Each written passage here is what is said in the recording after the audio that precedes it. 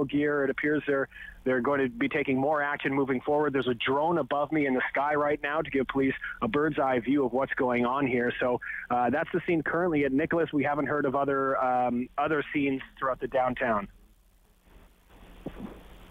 All right, that is Cormac McSweeney, our Parliament Hill reporter, has mentioned a team of reporters downtown for you. We'll provide you with all the information as it seems the police crackdown is ramping up. Now, this is all happening as gridlock downtown expands, as police have those 100 checkpoints set up, preventing people other than residents or workers from getting around the protest site.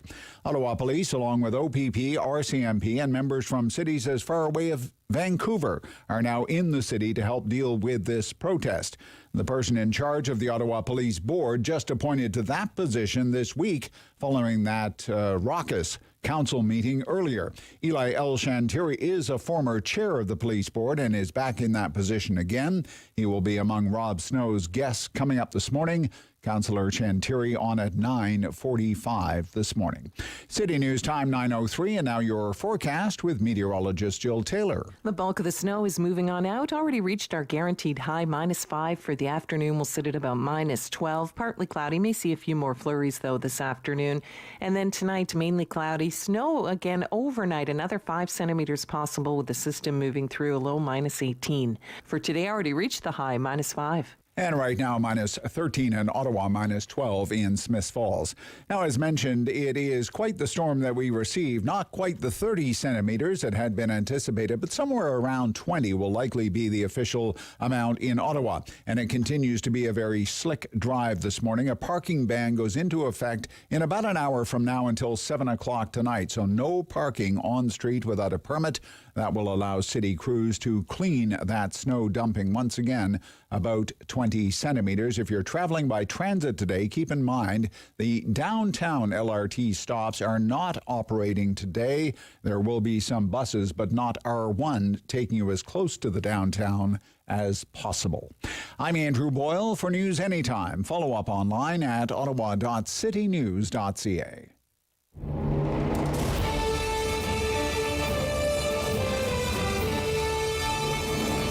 Good, bad, or complicated. There's no news in Ottawa and the Valley he won't talk about. It's the Rob Snow Show on Rogers TV and City News. 101.1 FM and 1310 AM. Friday. We made it. Yeah, we made it. Made it to what? Well, that remains to be seen, doesn't it? Good morning. Welcome to the Rob Snow Show on City News. What a day, what a day. What a day to stay home. Okay, they just put on City News. Take it easy. The roads are a mess. Downtown's a no-go zone. It's not even worth the aggravation to open the front door. Some of us don't have that luxury. No day off around here. I didn't even think David was going to make it into work this morning, but he made it. You trooper, David. Touch and go there. David for a lives while. right downtown. He's in the no-go zone, and he had to go places, and it was hard to go. It was tough. It was tough. Holy smokes. Never seen anything like it. David's like, it texted me at 7:30, and I don't think I'm going to be there by 9 o'clock. Seriously, that's how bad it was. And it usually takes him, like, what? 15 minutes? 15 minutes. 15 minutes, but he made it, and it's great to see him.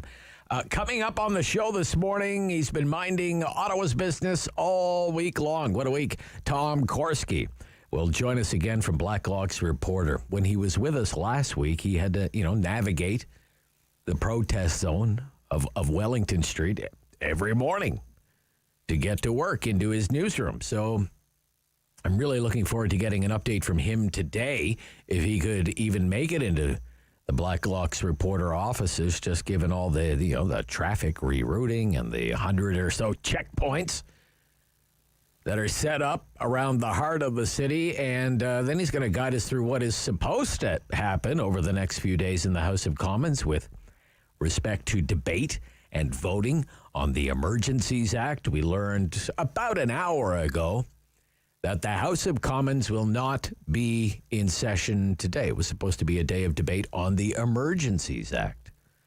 But House business has been canceled. There would usually be a question period at 11:15. That's not on. All because of safety concerns for MPs and the staff on Parliament Hill because of what everyone anticipates is going to be more police action today, and it's already underway. I mean, it started yesterday, just as the snow started to fly, and we were told by the Ottawa police earlier in the week that it would be a multi-day effort to clear the downtown core entirely of protesters. And there's a massive police presence in downtown Ottawa this morning. David saw it firsthand. What was that like this morning, around 8 o'clock this morning? Virtually every intersection in the downtown has multiple police vehicles, multiple police directing traffic. You really can't turn around and not see a police officer. Really? Yeah, I've never seen anything like it. Okay, and we have reporters down in the field, so to speak. We have Cormac McSweeney's our parliamentary bureau chief. He's at Nicholas and Mackenzie right now. Major operation underway there. And at the other end of Centertown, we have City News' Mark Day, and they'll be checking in repeatedly throughout the course of the morning. One of the interesting things of note, because this was one of the first days in a long time that I wasn't able to do my kind of morning loop around Centertown. Just impossible. But because of the weather, for one, and as David mentioned, all the street closures and everything. So I don't know, the situation along Kent Street at this very minute, and I don't know what is going on. I'd be very curious what is happening with whatever you want to call it, the base camp, the staging ground, the supply depot on Coventry Road, in the parking lot next to the ballpark. Because I've been driving by there every morning for the last 2 weeks. I saw some stuff on social media that the police had moved in there, but then I saw some other stuff on social media that the police have yet to move in there. So I don't know what's going on there. One of the interesting things that I saw this morning was a number of OPP vehicles. I guess you call them, if you're my age, you still call them paddy wagons. Are you allowed to call them paddy wagons? Is that politically correct to call them paddy wagons? I don't know. Andrew Boyle has given me the evil eye. Big OPP vehicles, and they just say offender transfer on the side of them. I saw them just around the corner here at Walkley and Conroy, like a convoy of them. And now a news reporter downtown just posted on Twitter that those vehicles have taken up position near the National War Memorial. So it is shaping up to be a very big day in the news business. Day 22 of the protest in the Capitol. Yeah, big day in the news business. Haven't they all been big lately? All big days in the news business. I'll tell you what, this is going to be a period of time. I'll never forget reporting on this one. Just never, ever forget it. Derek Fage has been watching it all. He's with us every Friday. He's the host of Daytime Ottawa, Rogers Television. Be with us right after the 9:30 news. Never shy to offer an opinion on the news of the day. The only question this week is, are we going to have enough time with Derek to cover it all? All the developments this week. I mean, look back at this week and everything that has happened, right? The police chief of Ottawa lost his job this week, or resigned, or it was mutual. Whatever it was, out. I mean, that almost seems like ancient history now, the resignation of Peter Slowly as Ottawa's police chief.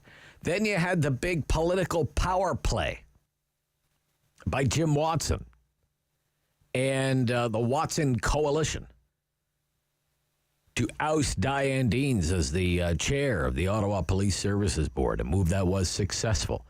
And then you had two councillors resign from the Ottawa Police Services Board, Councillors Meehan and King. Diane Deans was interviewed by my colleague Sam LaPrade yesterday at about 12:15. You can listen to that on the podcast section of our website, ottawa.citynews.ca. Excellent interview. Because there are a lot of questions about her handling of the situation and what responsibility does she bear for 3 weeks of protests in the city. She hired Chief Slowly. She was in charge of monitoring the chief's performance. evaluating his performance. That's the job of the Police Services Board. She chaired the board. So lots of questions there. And what about her political future now after these events? She told Sam yesterday she still plans to run for mayor. And if anything, the events of the last 3 weeks have motivated her all the more.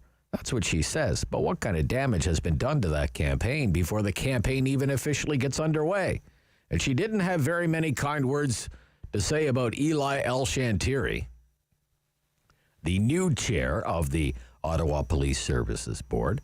Happens to be a former chair of the Ottawa Police Services Board. Councillor Deans described El-Shantiri taking over the police board as a big step backwards, like a trip back in time to the 1950s. And it would be like giving the Ottawa police a blank check, and whatever the police ask for, the police will get. So we'll get the counter argument. Do all of that this morning because Eli is coming on my show again. Eli El-Shantiri. He was on a couple of days ago, and he's coming back on at 9:45 this morning. And we'll do the talkback hour. And it's Friday.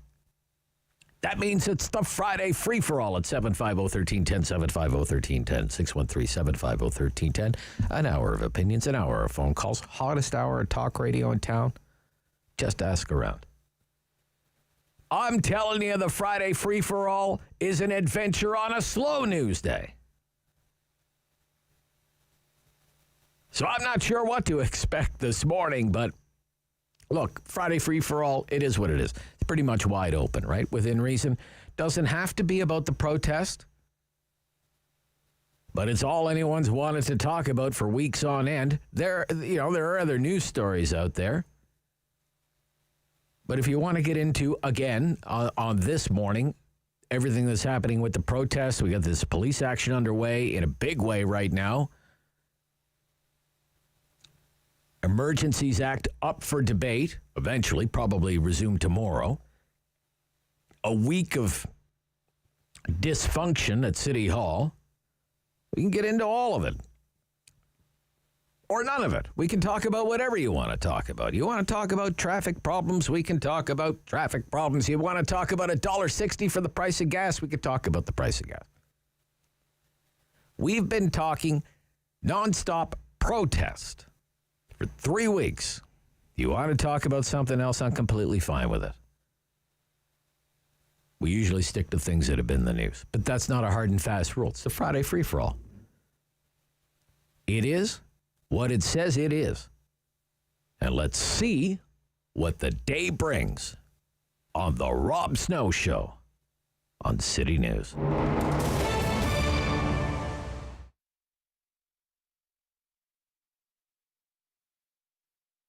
Opening a business especially in a pandemic, in that kind of situation, is very challenging. First, people don't know me, people don't know my product. To build a new clientele, to build a trust for them, to show them that I care about it.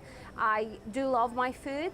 That was the biggest challenge. And of course, in all lockdown, we had to face it regards my employee, girls, ladies, what they work for me. I didn't want to tell them, sorry, I'm closed, I'm not having a job for you. No, they have a families, they have kids to feed. So this is very important because we are family orientated.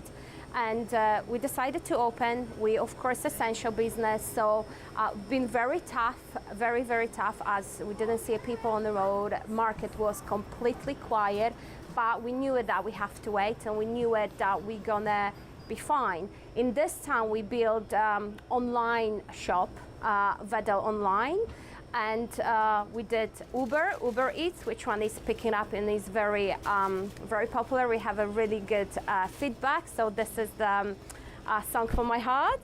And and we try to expand. I'm thinking about opening another location. So I want to make Vedel famous. I want to make the Vedel place to be for all the families with kids. Try the traditional food, what their grandparents cooked in the countries when they're from, or even Canadian people. They're more than welcome to come and try our famous pierogis. I try to be passionate about my food, organic food, food made with love, with all homemade, organic. So you can find food from all over the Europe: Polish, German, Ukrainian, Romanian, French, Armenian. So all kind of different types of food. Homemade lunches. We focus on the homemade lunches, grandma style. I keep always saying, like in my Genia Babcia house, how she cooked. I wanted this love and this food over here because I believe that would bring all people around me. And all the organic cold cuts, lovely selection of sausages, cheeses, European cheeses, great selections of mustards, French cookies. All what you need from Europe you can find here at the Wedel Touch of Europe. If you think good way, that's it. You have to. I had the option to cry in the corner and say, oh, pandemic is coming. No, you need to stand up and fight for it and have your eyes open, think outside of the box and do it.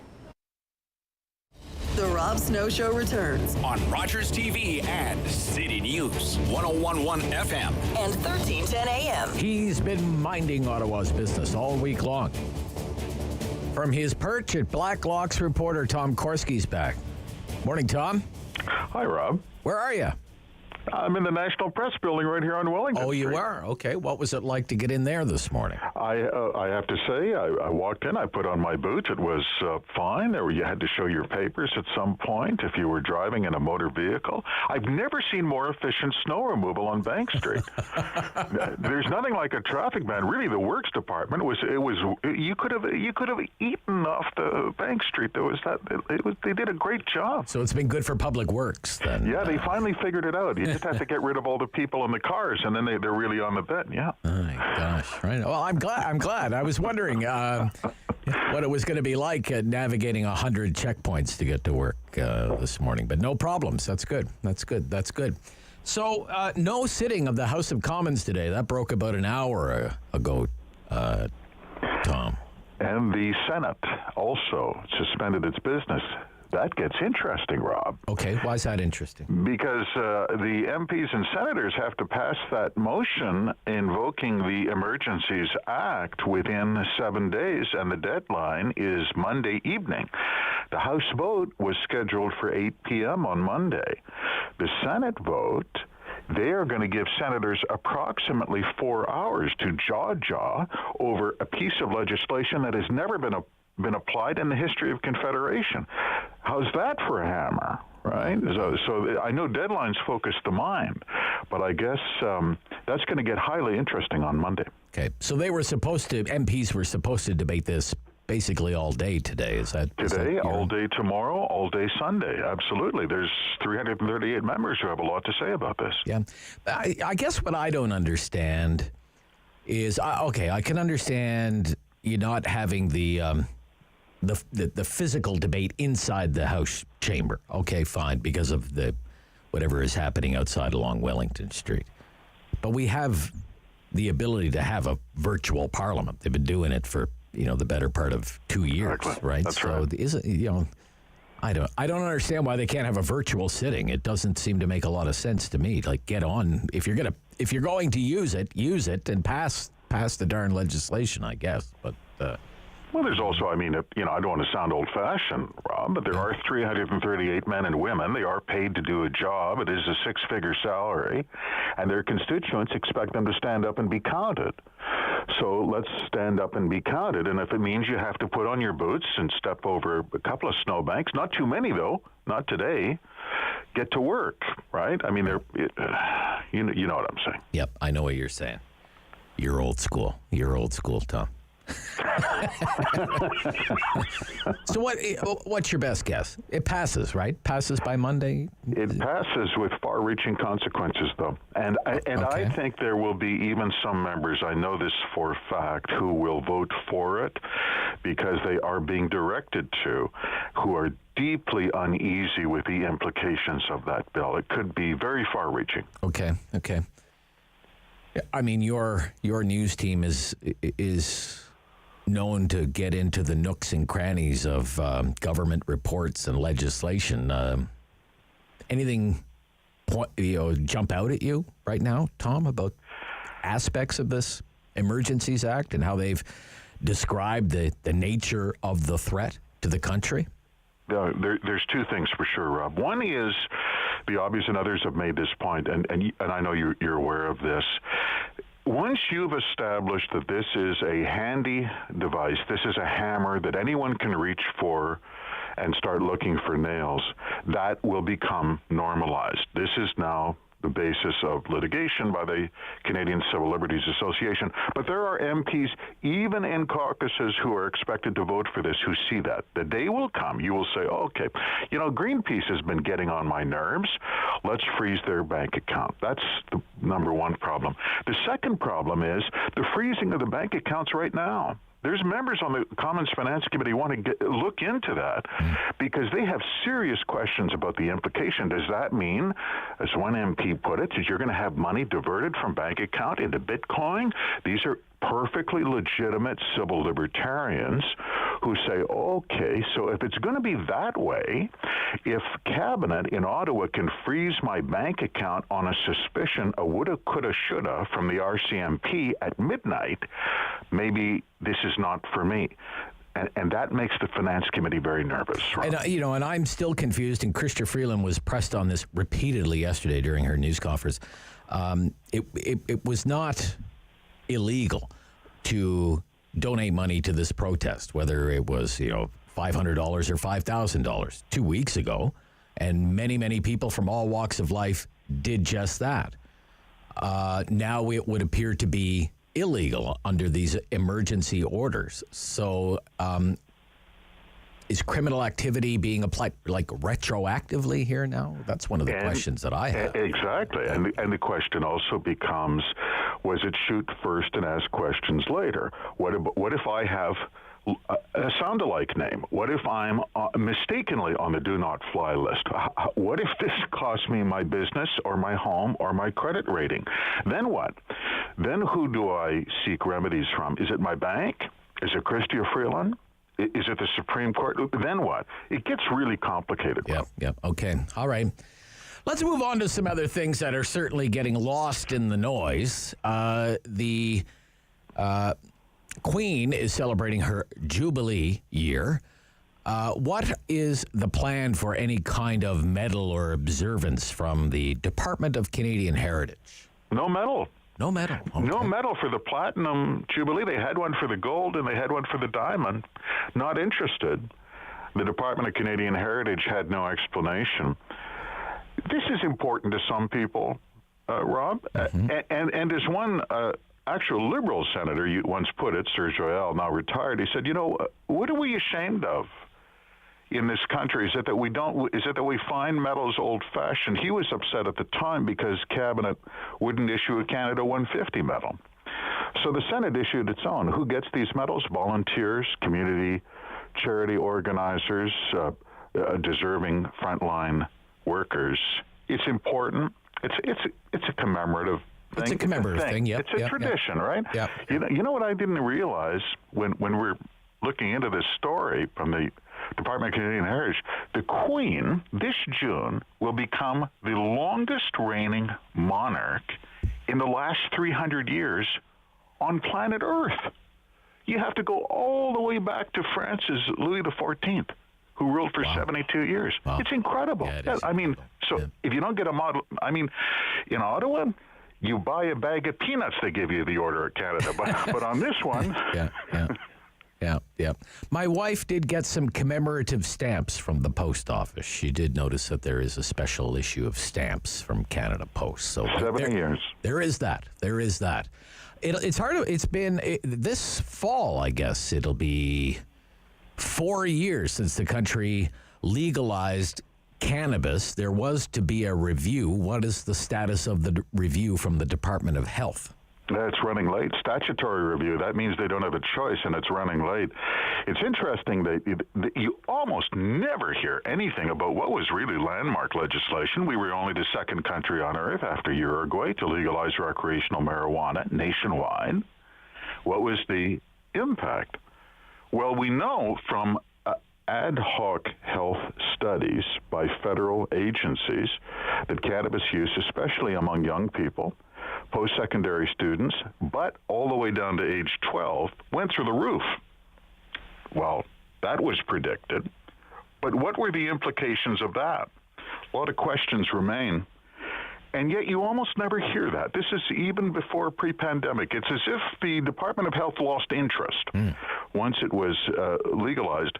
Very far-reaching consequences. You talk about the dog that didn't bark. You know, who doesn't want to know? What happened with this? Even Portugal didn't legalize marijuana. They just decriminalized it, made it a ticketing offense. What was the effect? Well, you know what some of the research shows on an ad hoc basis, that it did normalize marijuana use.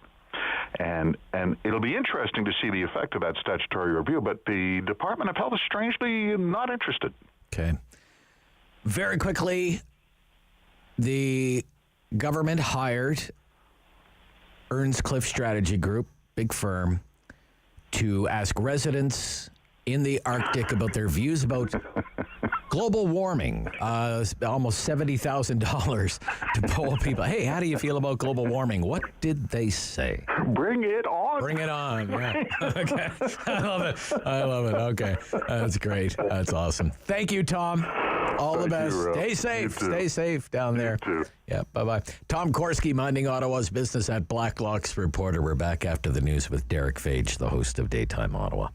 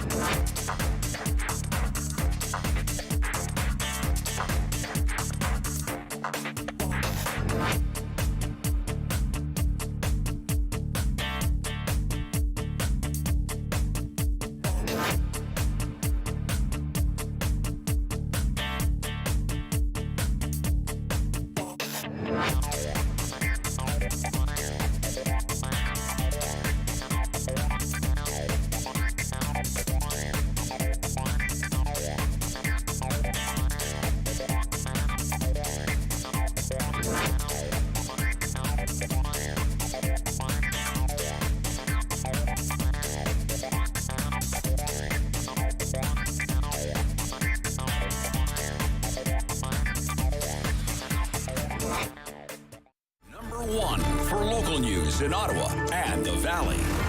This is City News, now on 101.1 FM and 1310 AM.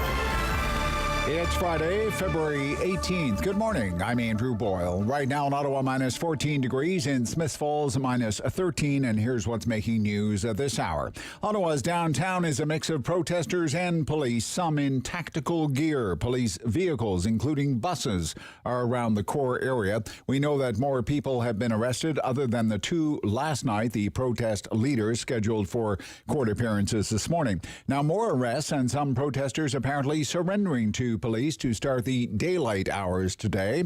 Now, signs this building to a head continued today, including the House of Commons. The Speaker earlier this morning announced a session today was being suspended. No MPs in the House or even virtually sitting today due to the protest and the police action around the downtown.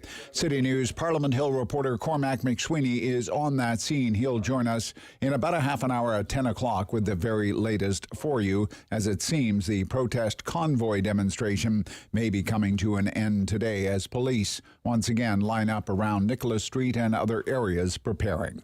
The debate on the Emergencies Act will continue tomorrow and last through the weekend, but once again, the House of Commons suspended for the day. Now, the business of just getting around the portion of the city that is still open will be made a lot easier by abiding by the no parking rule on streets between 10 o'clock this morning till 7 this evening. The no parking ban is to allow the plows, etc., to get rid of the 20 centimeters of snow and blowing snow that fell during the evening and overnight. City News Time, 9:32. I'm Andrew Boyle for News Anytime. Follow up online at ottawa.citynews.ca. He's a pillar of community opinion. The Rob Snow Show returns On Rogers TV and City News. 101.1 FM And 1310 AM. Derek Fage is the host of Daytime Ottawa on Rogers Television with us every Friday morning. Good morning. Good morning, Rob. How are you? Not too bad. How are you doing? Now, you guys must be exhausted. Nah, we're okay. We're okay. We're troopers. Oh, good. We're troopers. Oh, good. I worry about you guys. How was your week? Know? My week was excellent. Another good week of doing the show virtually from home. It's a tough life. I like to escape from the noise, Rob. So I got into curling about 4 years ago. Oh, okay. This week I've curled 3 times already. Just getting away from everything. It's been absolutely wonderful. Curling. But I have been following, of course. Curling. Yeah, I'm a big curler. Are you any good at it? I'm getting pretty good. All right. Yeah. I've honestly only ever played curling once, and it's a lot harder than it looks. My goodness I gracious. think the beauty of curling is that you can start and you can have some success, but it certainly is a difficult sport to perfect. There's no doubt about it. And you'd love it, Rob, because if you lose in curling, they buy you a beer. They buy you a beer if you're the loser. Oh, okay. So it's a win-win situation with curling. Or a lose-win situation. Like that. Exactly. Yes. Okay. So, look, it's in full swing. It would seem this morning downtown. Yeah. Police moved in yesterday. It seems to be ramping up now, and it's an action that is expected to last several days to, after 22 days, try to put this thing to bed, the protest. What do you think of everything that you're seeing in the news? Yeah, I mean, I think like many people, I'm thinking it's about time. It's going to be a slow process for people that think, oh, well, there's 100 checkpoints set up around the city, and we've closed off ramps off the 417, and these guys are going to be out of here in 24 hours. That's not going to happen. I'm just happy to see that they've decided not to do another stern letter to the protesters. I'm not sure how many letters we can hand out. Ridiculous. And if I heard one more politician say, it's time for you to leave, I encourage you to leave. I am asking you to leave. You are not getting people to leave by saying that. No, I mean, you have to go in and you have to show it, it has to be a show of strength. And I'm not saying going in with rubber bullets and, some people, social media going on about, oh, well, let's bring in the tanks. No, that's not how you diffuse a situation like this. You certainly need strength in numbers, but they have to go through the process. And that process, quite frankly, Rob, could be taking, one truck at a time. And if they refuse to move, well, then you bring in the big tow truck, you grab that truck and you pull it out of there with the person. You place them under arrest. I mean, a couple of arrests have already been made by a couple of the convoy organizers, but that's the way it might have to work, is them moving in one truck at a time. Right? We need to show some pay. Listen, I know people, especially in Centertown. I'm in Vanier, so I haven't been affected too much. We can hear the horns a little bit here and there, but my heart goes out to everybody living downtown and working downtown. But we have to remain patient because it's not an overnight. It's not an overnight situation that we're seeing here. Right. But wasn't it always kind of destined to come to this, don't you think? Oh, absolutely. Sort of yes. Police action. We should have started this probably 2 weeks ago. Like once it went into, I would say into the Wednesday, after that first weekend, and we get into the Wednesday, it was time to start moving more authorities down there, showing some strength, and starting to move people out. to get to the point where where they got to bring in hot tubs and bouncy castles, and then on Coventry Road you got to bring in saunas and having barbecue. I mean, it turned into a big party. I mean, some people were down there just having fun. I mean, they weren't even probably supporting the protesters. Like, let's go down there, kids, and we got bouncy castles and barbecues, right? Yeah. It turned into a winter festival. Well, it became so entrenched, right? Oh yeah. Which just kind of emboldened it all the more. The whole thing. So, yeah. We'll see what happens throughout the rest of the day. As I mentioned, Cormac McSweeney is down there. He's kind of at the eastern part of it, down near Nicholas and Mackenzie. Kind of near, I've been following him on Twitter. Near kind of like the Nordstrom part of it down there. You don't see the backdrop of Parliament Hill. You see Nordstrom. Yeah. And then at the other end, closer to Lion is Mark Day from City News. So they're kind of right down there watching whatever is about to unfold. Boy, this whole event, it's been a career killer. I mean, you think about it. Aaron O'Toole could never come up with kind of a coherent position on where he stood on it, and that, maybe in the end that was just enough to tip it for him for his own Conservative caucus, and they gave him the boot. Right? His legacy is going to be the flip-flopper, right? The flip-flopper, yeah. I mean, that's what it's going to come down to. Yeah. Unfortunately. Slowly. Nothing says it more than that. Really. I mean, I feel bad. I mean, he just wasn't the right person for the job for this particular kind of situation. But it was painful watching him, even in media scrums and coming forward in press conferences. He was so robotic and scripted. I mean, he just looked completely out of his element, absolutely out of his element. It was no surprise that, he stepped down. We can put that in quotes. I think, as you said a little earlier, it was probably a mutual agreement that it was time for some new leadership. Yeah. And Diane Deans, ousted. What did you think of how that went down? The big power move there? Yeah, I mean, it's disappointing, Rob, to watch what happened at that council meeting. I mean, for somebody that works with, for Rogers TV, it was certainly boon for us ratings-wise. Probably the most watched show in the last 10 years on Rogers Television, outside of Daytime Ottawa. Outside of Daytime Ottawa, yes, of course. I mean, we have millions of viewers across Ottawa and the region. However, I don't know. Was it the right move? I don't think it was the right move, because I think, when you look at beyond this situation, I think this particular Ottawa Police Services Board has done a lot. The biggest one, I think, that really struck me was Ralston King stepping down. And now I know he did that to show solidarity with Deans, but I thought that was a real shame to see him go as well. Diane, I'm not surprised. I mean, Diane and Jim have been butting heads for quite some time now. Something was going to happen with the Police Services Board. There was no doubt that. I mean, where was the leadership, right? Yeah. On that side of things. Well, I mean, the thinking, if you go back, to the beginning of this term of council, the thinking was that the mayor gave that to Councillor Deans, that chair of the Ottawa Police Services Board, knowing it was going to be a hot potato, knowing it was going to be a hot file, right? And isn't it all? Well, it certainly has become that in the last, I would say, the last 3 years. It's certainly built up. Yeah, there's no doubt about it. Yeah, I mean, he might have put her in a position that, maybe he wanted to see her struggle in that position. I don't know, but. The lack of leadership even on Jim's part and all of City Council. That council meeting was embarrassing. I was embarrassed watching it, Rob. Mark Day has joined us now. Let's put Mark on. Mark's right downtown.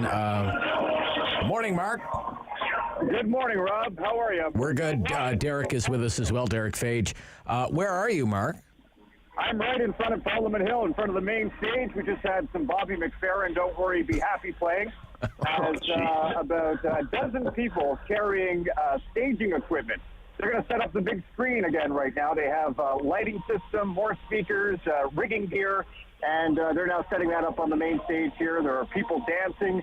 I don't know how they're getting in, but I also saw a family with a couple of kids arrive here on the hill just a few moments ago. Wow. So it may very well be they're setting up for the Swan Song, Mark. Yeah. Maybe that's what it is. Yeah, they're also, I've been talking to a couple of the truckers here today, and they said we're going to go in peace, but we'll wait here with our trucks until we're arrested. And we came and we did our job. One trucker came in from Red Deer, Alberta. He said he wanted to remain peaceful the entire time, wants to send a message, just wants the mandates ended, and he'll drive away today, blaring his horn as he leaves the city. Okay. How would you describe the police presence there now? You've been there for a number of days. Has it markedly increased, Mark Day? Oh, yeah, Rob. Yeah. Yesterday was the heaviest I've seen since this started 21 days ago. They made 2 arrests, one actually right in front of me. There was a black car that was parked in front of the stage. It's been there since day one. The gentleman who was in that car was arrested. He was taken away. They had to bring in about 24 officers just to make that arrest. They were swarmed by the crowd, the protesters who were yelling freedom. And so they were able to get him out into a car and take him away. So 2 arrests were made right in front of Parliament Hill, and then, of course, the other organizers who were arrested a short distance away. But a heavy police presence. They were making a lot of walks yesterday, just showing that they were here. Today, actually, to be honest with you, on Parliament Hill, there are no cops here right now. No police presence. Most of them right now are down at Nicholas Mackenzie. That's where the tactical police are set up, and they have all their gear on, ready to go. But as of right now on Parliament Hill, very quiet. I don't even see a police cruiser in sight. Oh my God. Well, that's why they're able to set up for the winter festival, Mark. That continues down there. I mean, it's ridiculous. I don't understand.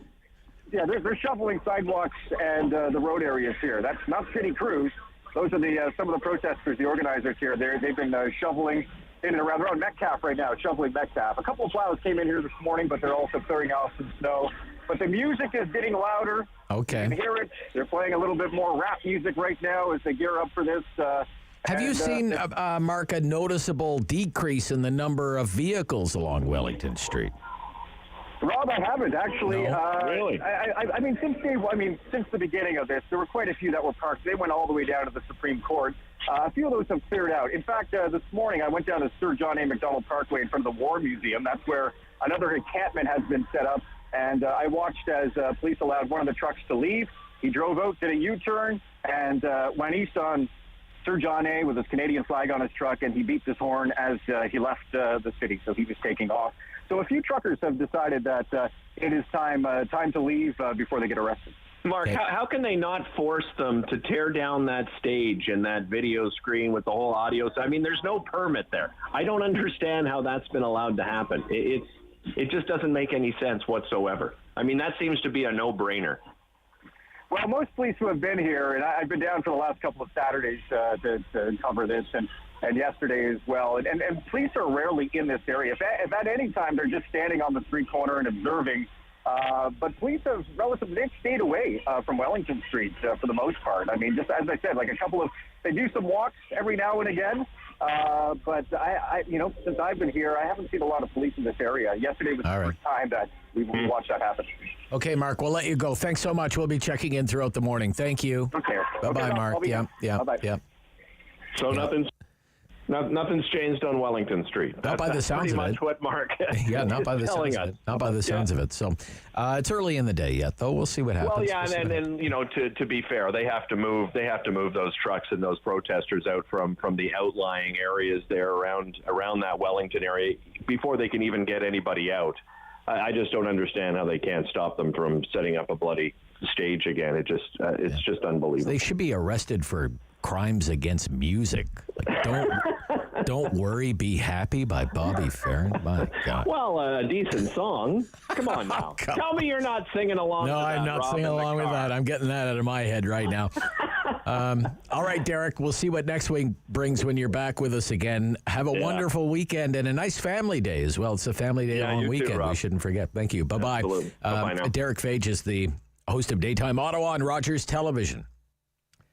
Eli El-Shantiri was the chair of the Ottawa Police Services Board for the better part of a decade. He was replaced in that role by Diane Deans. And Diane Deans was removed from that role this week And now Eli Elshantiri is back as the chair of the Ottawa Police Services Board, and he's going to join me next on City News.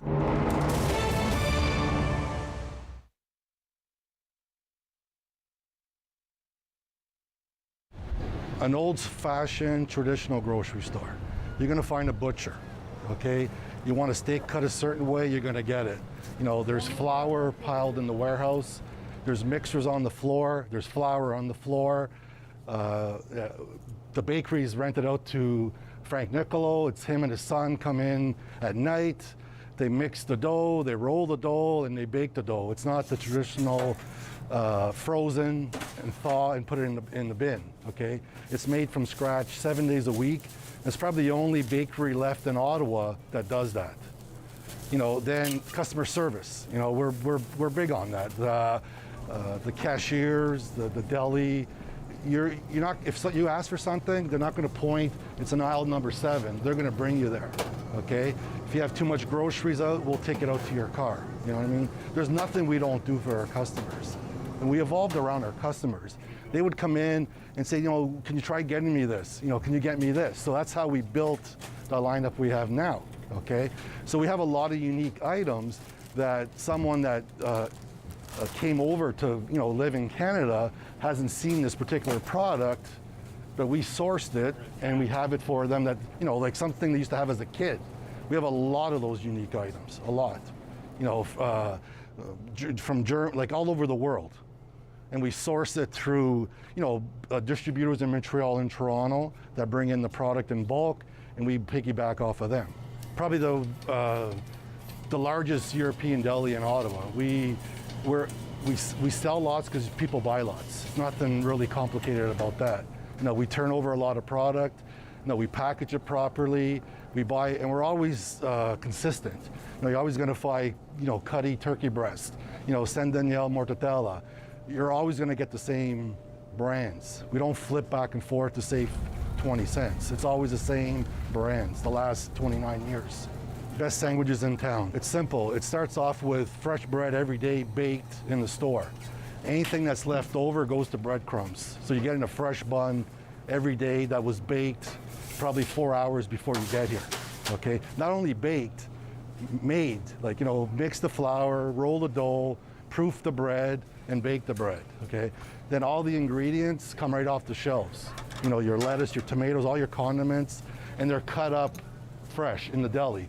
Not like the big, you know, corporate restaurant chains that your lettuce comes in shredded in a bag, you open it up and you throw it in the bin. You know, takes, you know, 2 or 3 days to get here from California. How long is it in the bag? The big difference is like making a sandwich at home and you don't have to do the work. It's really what the trick is, and using the freshest ingredients possible. Opinionated Ottawa icon. The Rob Snow Show returns on Rogers TV and City News. 101.1 FM and 1310 AM. City Councillor, West Carleton March Ward, Eli Elshantiri joins me this morning on City News. Good morning. Good morning, sir. So you're back in your role as the chair of the Ottawa Police Services Board. How does that change, in your opinion, the nature of policing in Ottawa?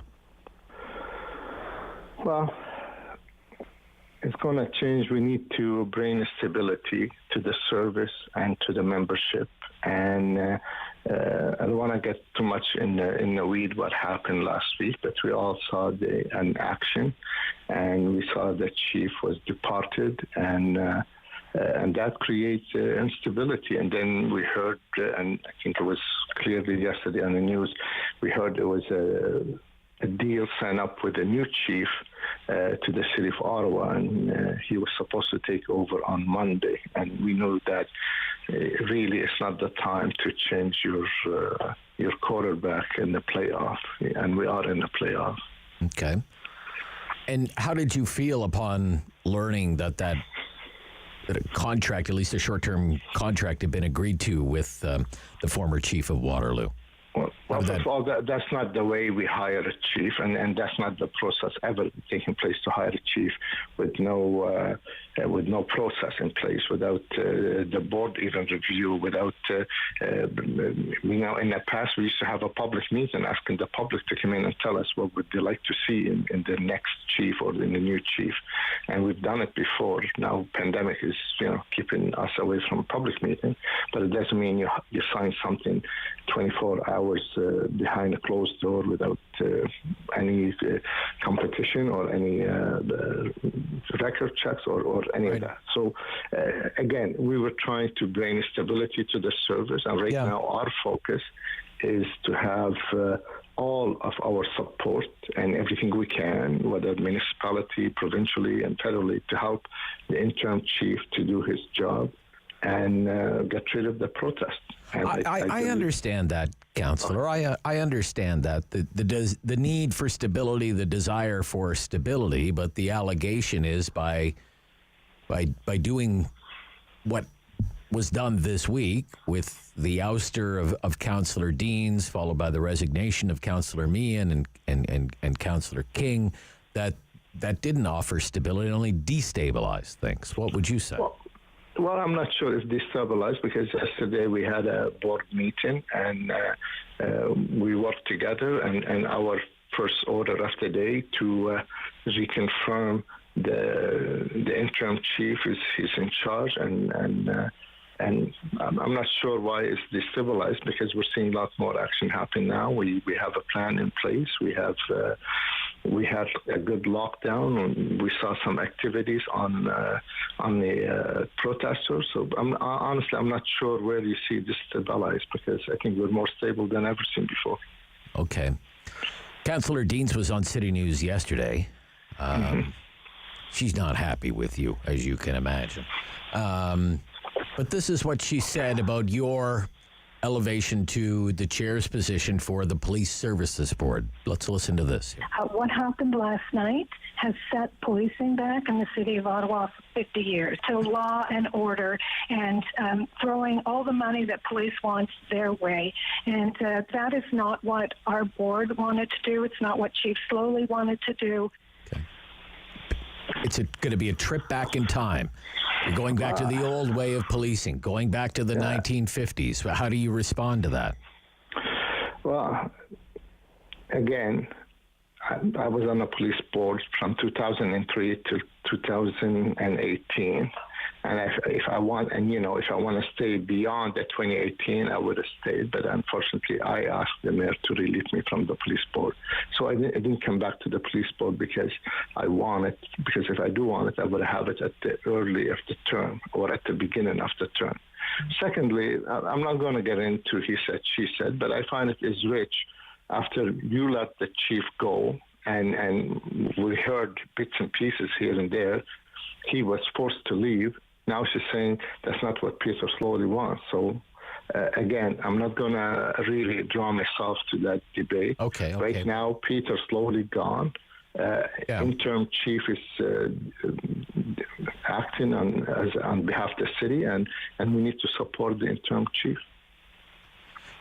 I know you don't want to get into a he said, she said, but I have to get you to respond. She says, and because we've just gone through this arduous process of passing a police budget, and there was a lot of opposition to the increase in the Ottawa police budget, and it won't be the last time that debate happens. You know that. Mm-hmm. The allegation is you're going to be much friendlier to the police, and what she said is whatever they want, whatever they ask for, they're going to get now.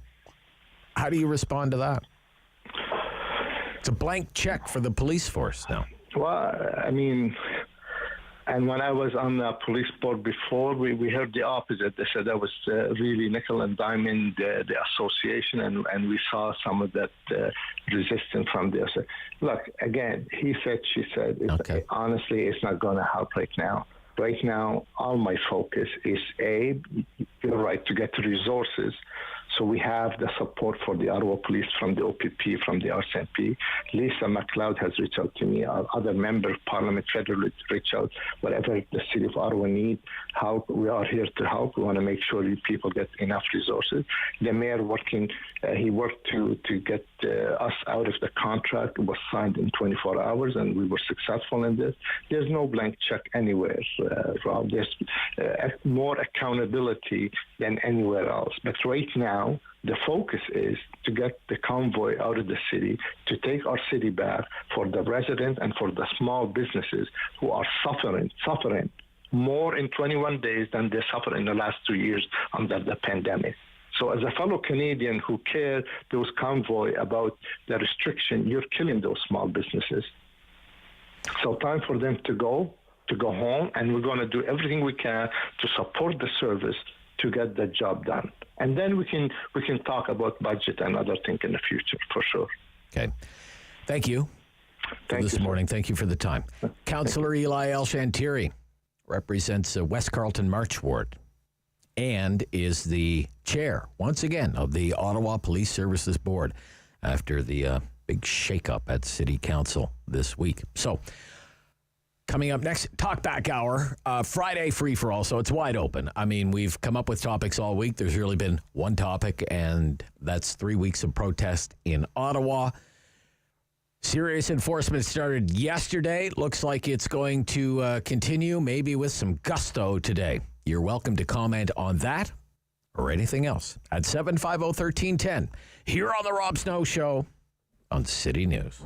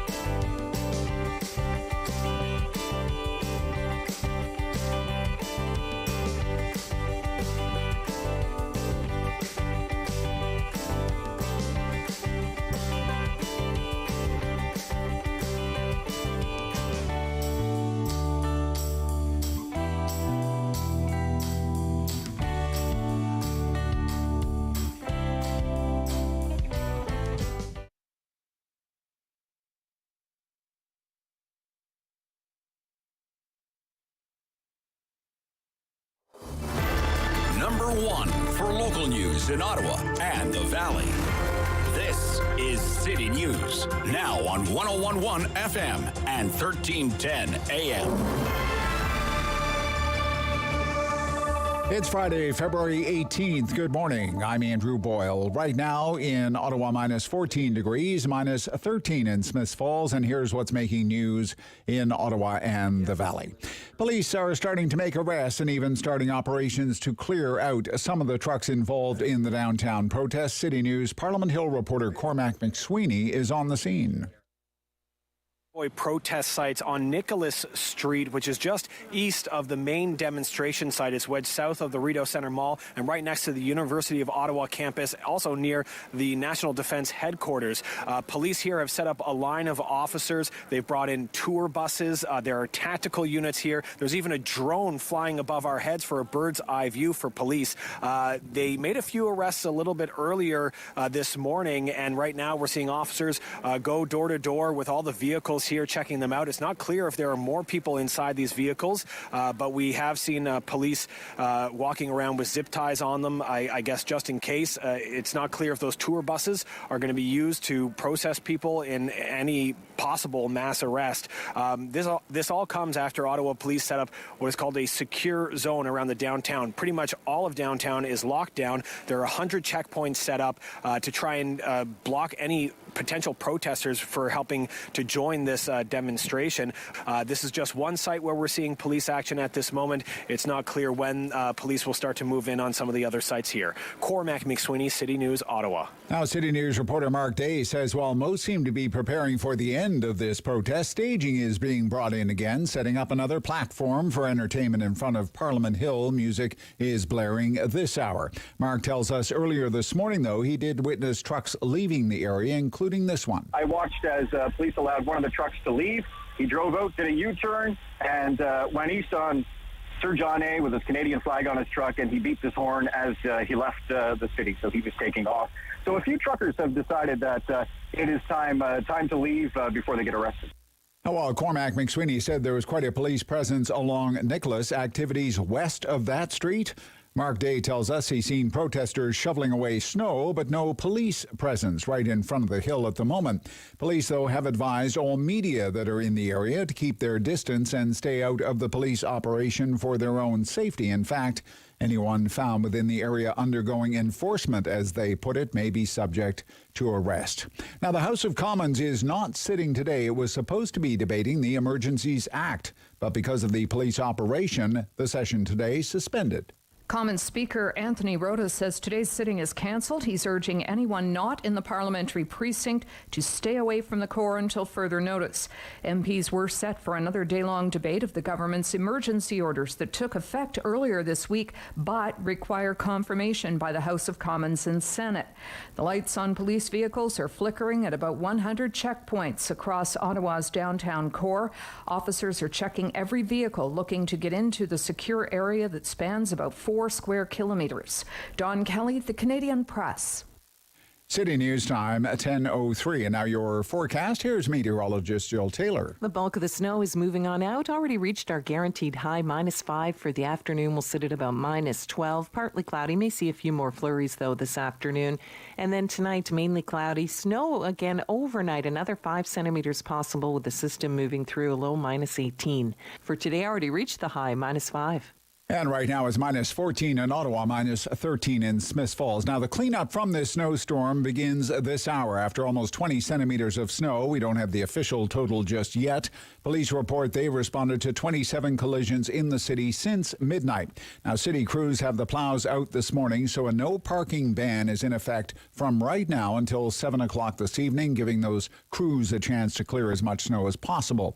Now, once again, somewhere around 20 centimeters of snow did fall on parts of the region from this storm, but this is just a trend over the next several days. In fact, Jill Taylor tells us we could be in for more significant snow coming up as early as Tuesday.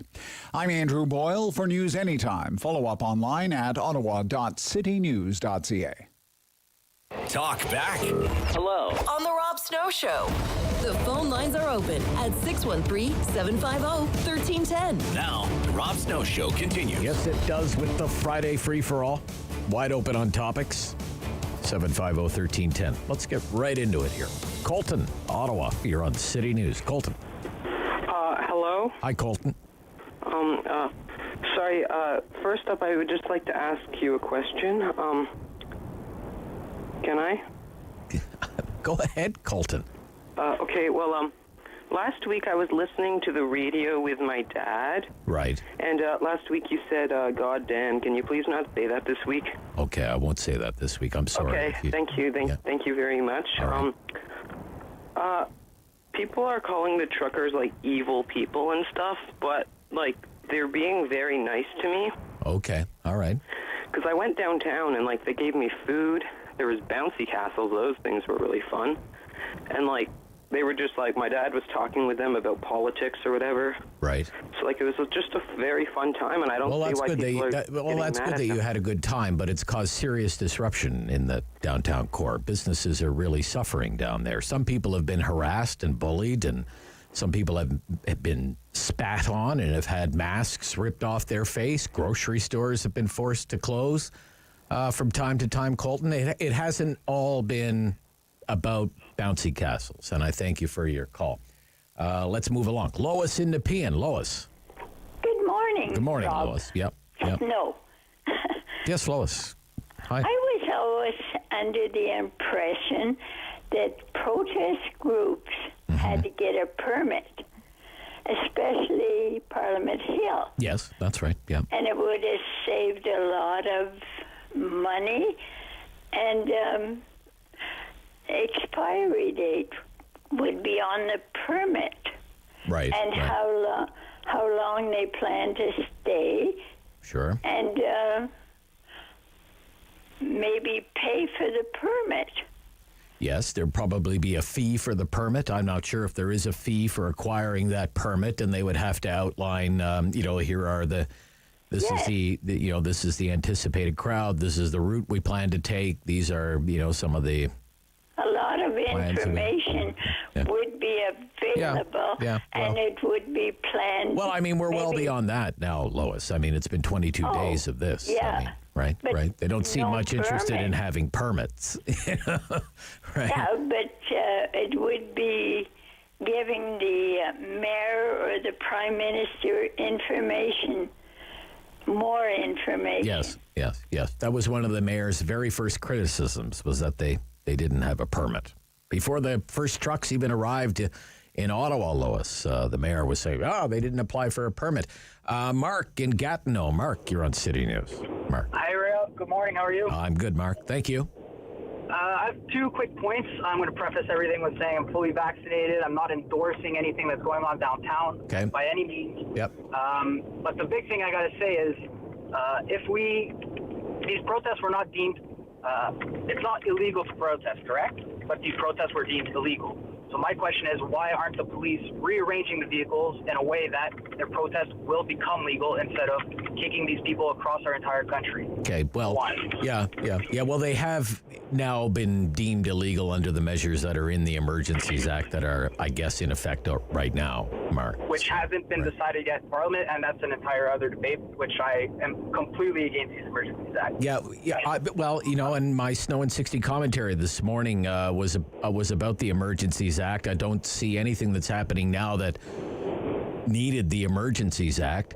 Very true. Even the charges that have been brought against the organizers, mischief, obstruction, these are already in the criminal code. But they have declared, as a result of the Emergencies Act, the area in front of Parliament Hill and, actually most of Centertown to be a protected and secure area. And that is in effect right now, and you're not allowed in there. You're not allowed to be going to and from there. And that means what's happening there right now is illegal. So just moving the protesters to an area where it could become, they could protest legally would be a great step in my opinion. Okay. My second point I had real quick is just for listeners and everybody who's listening, these protest organizers, the so-called organizers, hold a press conference every day at 1:30, and there has been zero coverage about it anywhere. So I would encourage everybody they have a press to conference. They have a press conference, but they don't take any questions from the press.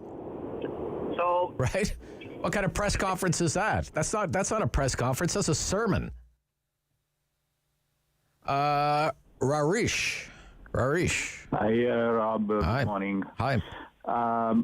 Thank you for letting me to get into your show, because the reason I'm here is I think you are the fewest station and as media that still have a little bit of respect about democracy and liberty, I would say. I'm not. The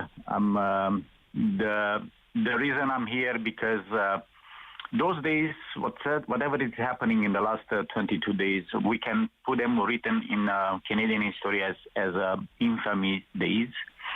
It's a shame whatever is happening in Canada right now. It's a shame for all Canadians. And first of all, it's a shame for the government at the moment, and most likely even for one of the media. Okay. It's a shame that we don't have What if I could just interrupt there.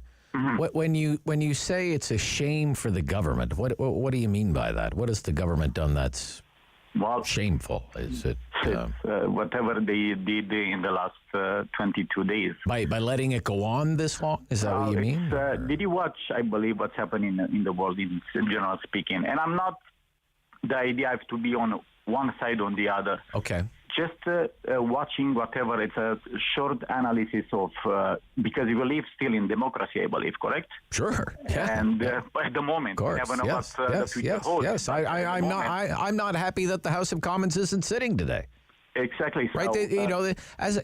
We have our reporter right there on Parliament Hill right now, standing in mere feet away from the Centennial Flame, where the DJ is still going. Okay, the DJ is still playing music.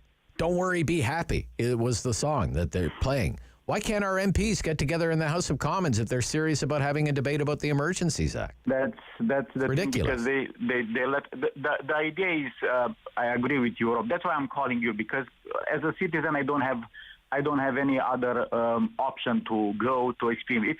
If you turn on TV and you watch, it's a shame that you watch any other media, official media in Canada. It's gonna present only one side, and one side. And take a look. We are always, as a Canadian, we are pissed on Americans. But take a look there. Doesn't matter if CNN is held by the Democrats and Fox News is held by the Republicans. Doesn't matter about it. That there is two opinions. Here in Canada, it's just one way. It's wrong for the democracy. It's scary what's happened. Yeah. And as I said, once again, I'm so upset that this Prime Minister is talking on behalf of all Canadians minute by minute, calling us racist if we have different opinion about something. And I said, no need to be on one side or the other. Just a clear analysis about what's happening right now in this country and in all over the world. See, I want the convoy gone. I've had just about enough of it. Just given what it's doing to, first of all, the mental health and the anguish that it's created in the downtown core, the damage to the businesses downtown. But I don't think that means that the Trudeau government has to bring this sledgehammer of legislation down the Emergencies Act. Okay, that's my point here. Yeah. That's my point here. This is how I want to get here. If they will create right now a precedent right now, because if you call emergency act or state of emergency, if perhaps an ice storm, big ice storm higher than the one in 1997 is going to happen, which I hope not, what are you going to call that one? What are you going to call that one? Right. What's happening in this case? That is the wrong. You're afraid that this is going to become normalized, right? Exactly. Yeah. This will be the other reason. I'm telling you right now. I'm afraid for the Canadian democracy right now. Okay. I'm afraid that the principle of rights, liberties, and freedom of speech is going to be limited right now from now in Canada. I'm afraid that I might have to leave this country again. All right. Thank you. Thank you, Rarush. Thank you. Okay. Hey, be right back. Friday Free for All. Talkback Hour on the Rob Snow Show on City News.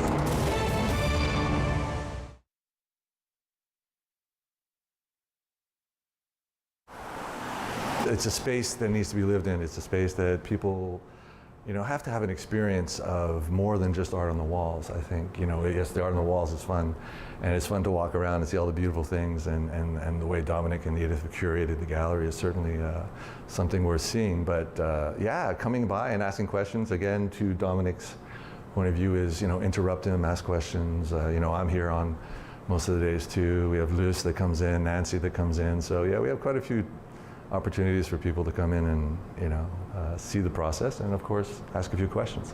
It's a great space. Basically, the one event that we did do, is the jazz shows, the jazz and blues shows. And I think the weird thing to let you know is that the acoustics in here are really amazing. I think that was the first thing that blew me away when we started doing shows, or when I was helping out with the shows. The other part of the business too is we do rent it out for special occasions too. So a few weddings, birthday parties, product launches, that kind of thing. So they're also a lot of fun. We do have one artist that's from the States, but of the 30 odd artists, the rest are from either Quebec, Ontario, and one beautiful woman from BC. It's definitely part of the philosophy to maintain and canvas and show the beauty that we have in our backyard. You have the very, very strong personalities in Edith and Dominic, of course. It's wonderful to see how that Alchemy balances out in the rest of the gallery. Without necessarily being, an objective, we basically have half female artists and half male artists in this gallery. I can't say it's anything more than choosing the best people, and that's just the way it is. And I love that. I think it's great. You go through and you're like, wow, it's all pretty cool. And yep, it's half are women and half are men. It's cool. Like everyone else, we didn't know what to think, right? It's overwhelming at first. You just know that things are closed. And now you're trying to figure out what you do during that downtime, which I think everyone did. And I think in March, the first close, the first shutdown, it was a lot of actually recuperating and resting and not worrying too much on the spot. It's running a gallery is a bit like running a marathon with sprints. So there comes a time where, it's actually nice to just take a break. And then you wake up and realize that, okay, now it's time to wake up and deal with this new reality. From my perspective anyways, I think a gallery can be overwhelming, and I like to make it fun. So you're going to come in, I'll ask you questions, I might even joke around with you. The most people come here, they're not really going to buy art, but they could have a fun time and talk about it, right? And one of the things the gallery does offer is for local purchases, we'll be happy to drive it to your house and hang it for you.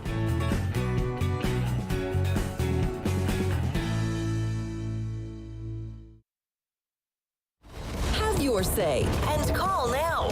613-750-1310. For the first time, I am seeing on the television screen tow trucks, heavy tow trucks that are supposed to haul transport trucks away. And it appears as though they are from various municipal police forces. We know that there are members of the police from police forces from across the country, as far away as Vancouver, and in addition to all the human resources that they have deployed onto the streets of the capital, it appears as though that they have brought their tow trucks as well. So we will see what happens with that. 10:19, Rob Snow Show, day 22 of the protest and a Friday free-for-all talkback hour. Brian and Constance Bay. Brian. Hey, Rob. How are you? I'm good, Brian. Thank you. Good. I just have a question about these businesses and places that are hurting. Which ones are they? Because the ones that are open are booming. Why wouldn't the other businesses be open? Well, some of them can't get staff. Some of them, the staff can't get downtown because OC Transpo is basically paralyzed down in the protest zone. Rideau Center closed, like 1,500 people work there. That's not the government's decision to do that. That's Cadillac Fairview has decided to do that. And some staff don't want to go to work because they're afraid. What are they afraid of, though? They're afraid of getting spat on. They're afraid of being intimidated. There's still a mask mandate in effect in the city of Ottawa. They're afraid of their businesses being overrun with maskless protesters and the boorish behavior. They don't want to put up with it, so they're not going to work. All kinds of reasons, sir. That's ridiculous. Well, you may think it's ridiculous, but, if somebody is legitimately afraid, then, who am I to say that that's an illegitimate fear, Brian? It's too bad because they would have made a lot of money. Well, yeah, it is. A lot of things that have happened in the last 22 days are too bad. One really coffee too bad. has paid his 3 months rent in a couple of days. Sorry? One coffee place downtown paid his 3 months rent back. Yeah, and some coffee places haven't been able to open at all. should be open. Well, He's open. He's fine. You know, that's not your decision to make. That's up to each individual business owner, right, to make. Ian in Brockville. Ian. Are we ever on the same page today, Rob? Okay. Yeah, okay. I am. I'm a bit too caffeinated. I'm a bit too low. I'm on my second extra large coffee today. Like one wasn't even enough. I had to have 2 today to get me through this. My man. Okay. I understand that I'm a regular, and we need to keep the new guys coming in. So you're going to have to cut me off because I'm a bit fired up here. All right. I come home last night or 2 nights ago. Check the forecast. Wind's going to be strong. I go outside and I make sure that Canadian flag is folded up properly. It's put against my wall. That flag don't touch the floor, Rob. That flag don't touch the bloody asphalt, okay? I go on social media last night. I keep in tabs with that group of protesters that you don't have the time for. You do your rounds in the morning. I do my rounds on social media at 3 a.m. before I leave for work. Moving forward, I make a very simple remark yesterday. I'm sorry, Rob, I am very fired up. I made a very simple remark yesterday, stipulating that I was on the bridge in Brockville. I watched the flag get drug across the asphalt. I watched the flag be abused with his name on it. I don't like them either. A lot of people who don't know you don't understand that you're kind of in agreement on that, okay? All right. Long story short, Rob. They desecrated the flag, and you're not happy about it. Long story short, not that you're halfway there. Long story short, Rob, that Saturday you were down there, you were kind of as excited as I was. It was pretty neat, a lot of new stuff happening. But what I don't get is as intelligent as these group of individuals are, how do you not have the common sense to understand that little things that you're doing are killing your fan base? It's killing it. You don't take my flag and let it touch the ground. Rob, your family, my family, David's family, everybody at City News and everybody here around me right now, they have ancestors, they have family who know what it's like to fight for freedom. Why have I got to watch my flag be dragged across the asphalt, Rob? Okay. They need to go home. Go home. All right, Ian. All right, Ian. Thank you. Have a good weekend. Yeah, you too. Thank you. In Shawville, Keith. G'day. I think a large part of our problem is history of complacency we have in this country. Okay. We allowed all those pipelines to be interrupted for days and days. That railway blockade near Belleville, how long was it blocked for? 2 weeks? And we've had our statues of Sir Johnny MacDonald torn down, statue of Queen Victoria torn down in Winnipeg last July 1st. None of these people were faced prosecution charges. So now we've got the attitude, well, let's go have a presentation. They're not going to close it down. We're not going to face any consequences. It's just incredible. Like this one here in Ottawa, they were coming with their kids. They had nothing to worry about, they felt. There are still kids there this morning, sir. I know, but I mean, that's the problem. We haven't. I'm all for demonstrations if they're peaceful. Yes. But when they're interfering like that railway blockage in Belleville, remember they were worried about propane. Yes. To the East Coast. Yeah. We let that go on for too long. Yes. And now, as I say, people feel they're not going to do anything. No wonder people felt that. Yes. Decimate our statues. I mean, that is our history. I don't care if the person made a few mistakes. They still did a lot of good for this country, and they're tearing down the statues. I can't believe it. Okay, but you think because there were no consequences in the past that, of course, it would go on for 3 weeks because... That's my point. Yeah, okay. And they could even bring their kids. The police are... An example is Wellington, New Zealand. They had one just after the one in Ottawa started. In 3 days, they had made 150 arrests. In Wellington, New Zealand, a peaceful, democratic country, much like Canada. Yes. I mean, there were consequences. Okay. Here, there are no consequences. No consequences, so people just take things for granted. They don't respect people's rights and people's living and getting on. I say, okay, that would have been great if the truckers came in, circled the Parliament buildings, maybe for a day or two, and then took off. But No, there weren't going to be any repercussions, so they stayed and had a festival down there. They sure It was did. like the Winter Carnival. Yeah. Okay. Thank you. Yeah. Now, just to give you an update, you have the television on in there, David. It appears as though I'm just trying to get my bearings as to where. That is near Ottawa U. Yeah, that's around where Ottawa U's the Mackenzie King Bridge, and you have Ottawa University buildings from Ottawa University, the campus there, and then the Rideau Center is on the other side. They are starting to tow some big trucks out of there. I could see, and I guess they're using the Nicholas area as kind of their route out of the core. So that's happening now. Big heavy tow trucks towing big heavy trucks. Jessica in Orleans, you're on City News. Hi, good morning, Rob. Hi, Jessica. What a day, eh? What a day. What a day.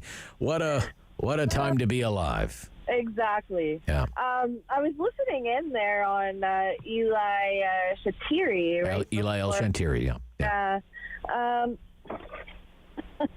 What? What about him?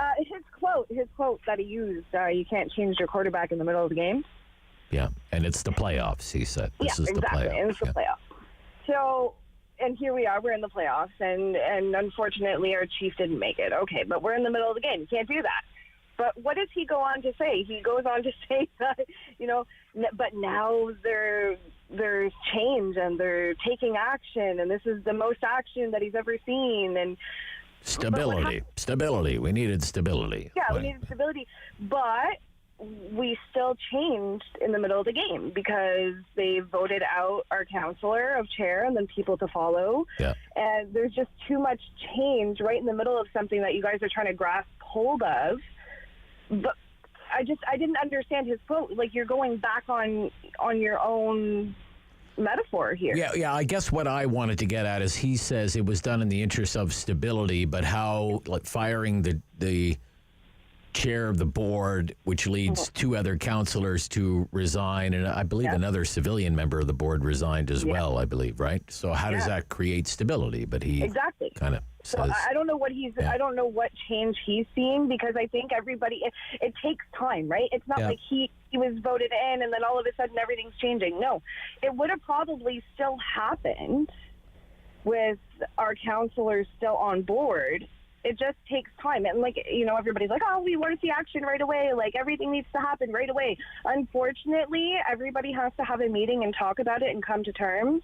And don't even get me started on Justin Trudeau, because anyway, I'm going to leave it there, Rob. All right, you leave it there, and I'll leave it there, because it's halftime, and it's the Friday Free-for-All Talkback Hour, and this is City News.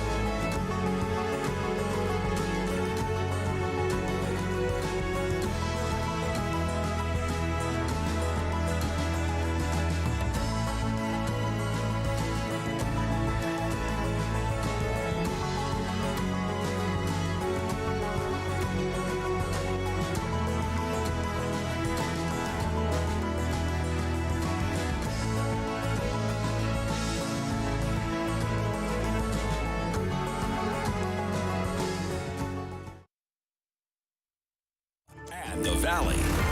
This is City News, now on 101.1 FM and 1310 AM.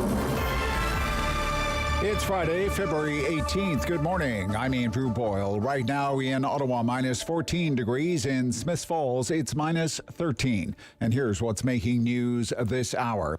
As tow trucks arrived on the scene on Nicholas in just the last few minutes, it followed an Ottawa police tweet. Their final warning to demonstrators in the downtown. The text says people in the protest zone may be arrested. A sign they posted with it says, will be arrested.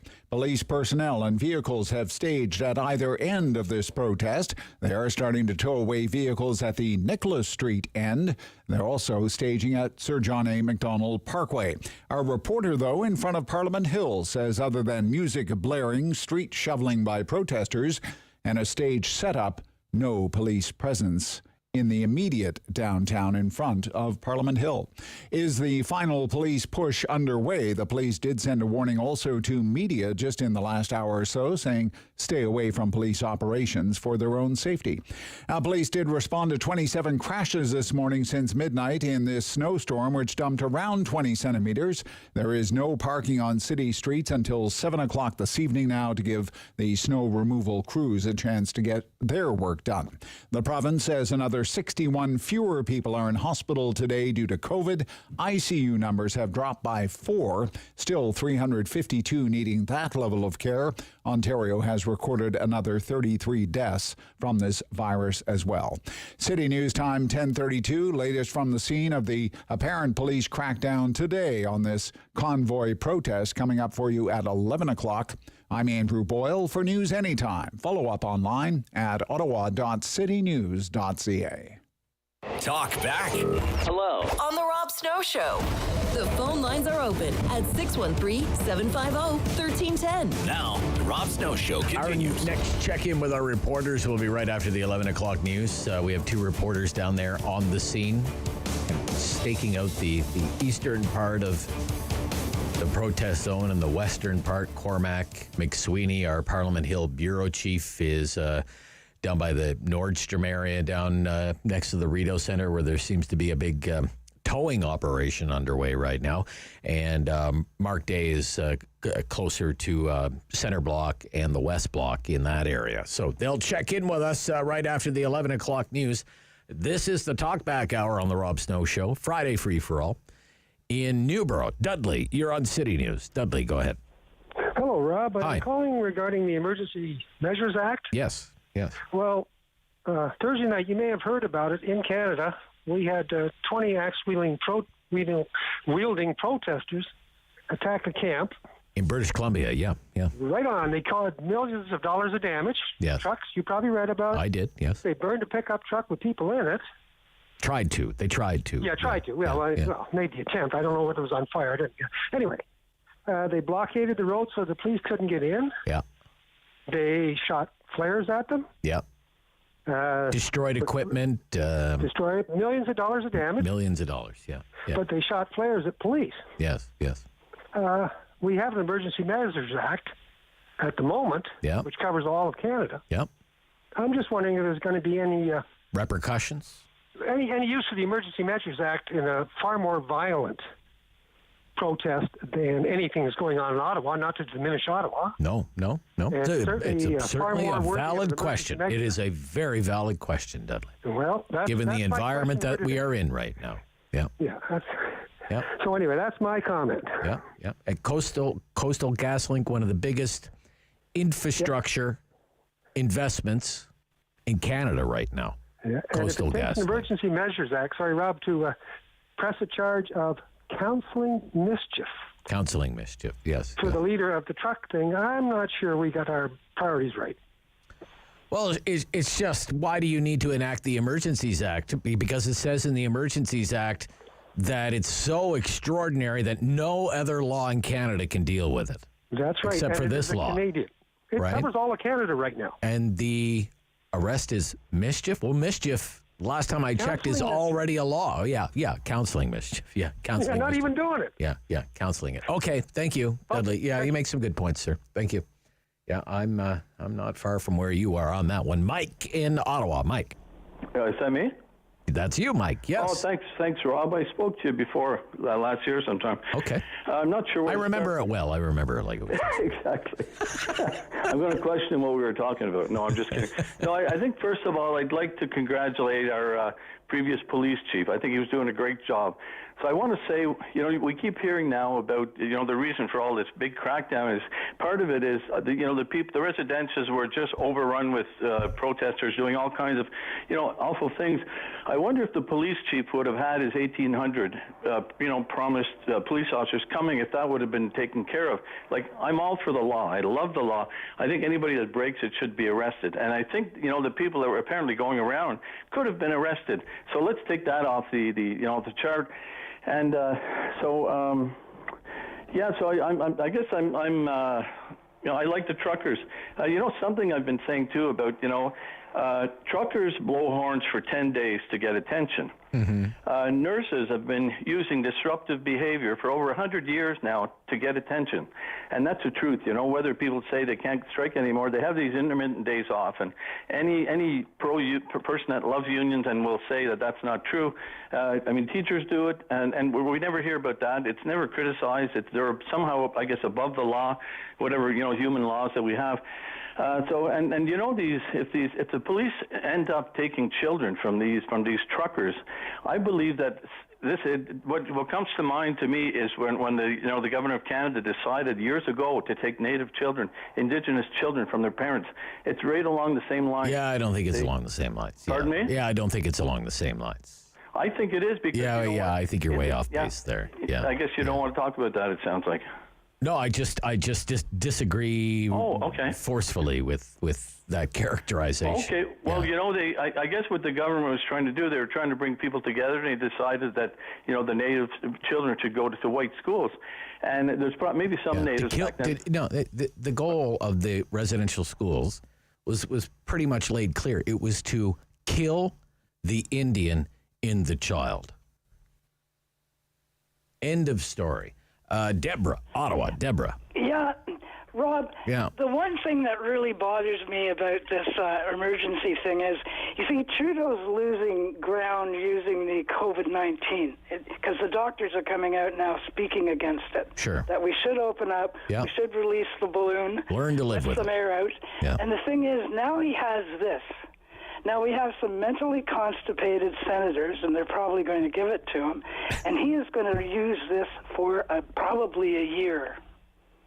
Not only that, if anybody it's only... When it comes into force, it's only enforced for 30 days. Then they can enforce it again. They could enforce it again. But you see, Chief Foley was trying to tell everybody, a police force can't do this. We don't have enough men. Mm-hmm. Nobody came in 3 weeks. Right, and the counter argument to that was, well, show us a plan and what you want us to do with it. And they said he never presented a plan. No, but you see, you've got the councillors now, like, City of Ottawa, the councillors and everything. Sure. They should go in there and clean that up. Like, literally. What do you mean, go in and clean it up? What do you mean? Well, get rid of them. Well, we're going to have an election later this year, so... Yeah, but the catch is, like, they fired them, and then when the police want a raise to hire more guys, they don't get it, and it just goes on and on and on. And then we got the rail, right? So Trudeau made sure that Lavalin built it, and the Liberal, what is his name? The guy that runs I forget his name, the mayor, he has Jim to Watson. go along with it or he doesn't get the money. Okay, I don't know. They are spinning some pretty wild tales there today, Deborah. Simon in Old Ottawa East. Simon. Hello, how are you? I'm good, Simon. How are you? Very good. No, before I wanted to get into my topic. Hey, you ever have Eastview Pizza in Old Ottawa East? You ever have it? I have not. Oh, yeah, it's pretty. I don't even know if it's still open anymore, but I'll certainly. When I lived in Old Ottawa East, I used to have Eastview Pizza. It was very good. Oh, there you go. I like to get Sulawok these days. Great local business. Okay, all right. No, but before I wanted to get into my topic, you mentioned curling earlier, and you being from the East Coast, I wanted to say I had the pleasure of curling with Natalie McMaster. I'm sure you. Oh, really? Okay. Oh, yeah. That's cool. Yeah, very cool. Absolutely amazing woman. She is very amazing. Funny. Yeah, she's amazing. Yeah. Yeah. But no, I just wanted to talk about the violent rhetoric being used by our politicians on all levels. So, as you know, the CBC has doxed several thousand donors to the truck protest. Yeah. Your views on that or not, whether or not you support it or not, the fact that they were doxxed. There was a story that came out about Stella Luna. I don't know if you've heard about it. Stella Luna, know all about it. Yep. Yeah, so I mean, I think that the doxing of those private citizens will lead to far more violence than these truckers ever will. Terrible. I mean, they're being harassed, threatened. It's unbelievable. Unbelievable. It's truly, truly sickening that our politics has come to this. Yeah, we've moved beyond the battle of ideas, and it's no longer I disagree with you. I disagree with you. You see, I disagreed with the last caller on characterizing this as, residential school. I disagree with that. I'm not saying he's a bad person, because that's what it's become now. That's what it's become now. It's not, I disagree with you. It's, Simon, you're a bad person, Simon. You're a bad person. Now come to my house and throw a brick through my window. Yeah. It's disgusting that's the level. Launch a protest. Launch a protest. Start a petition.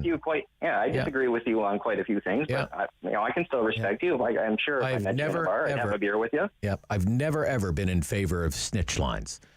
Even long before the pandemic, and you remember we basically had a snitch line in effect at the beginning of the pandemic. Neighbors ratting out neighbors about how many people are in the house and all of this sort of. I know you talked about a story about that before about your neighbors. It's terrible. Yeah.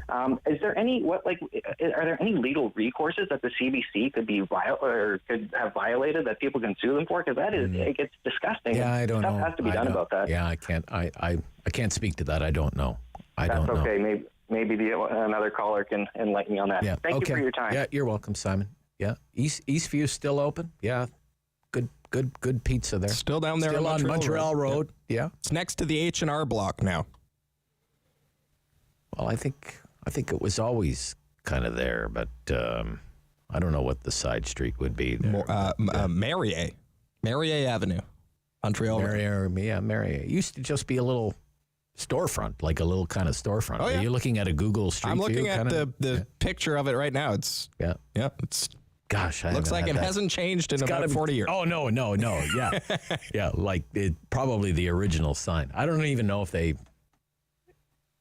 don't know how long it's been since I've had one of their pies. Anyway, but I'm thinking about it right now. Brockville, Chris, you're on City News.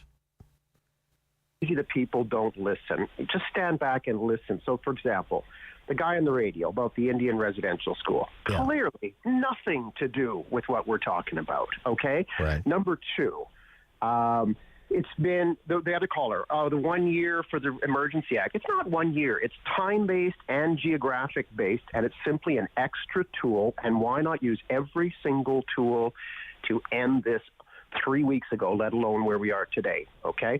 Children in trucks. Enter social services. You're placing your child willingly in this situation, just like a drug dealer in a car with the child, okay?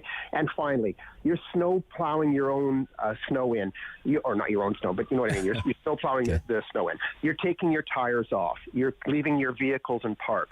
Fine.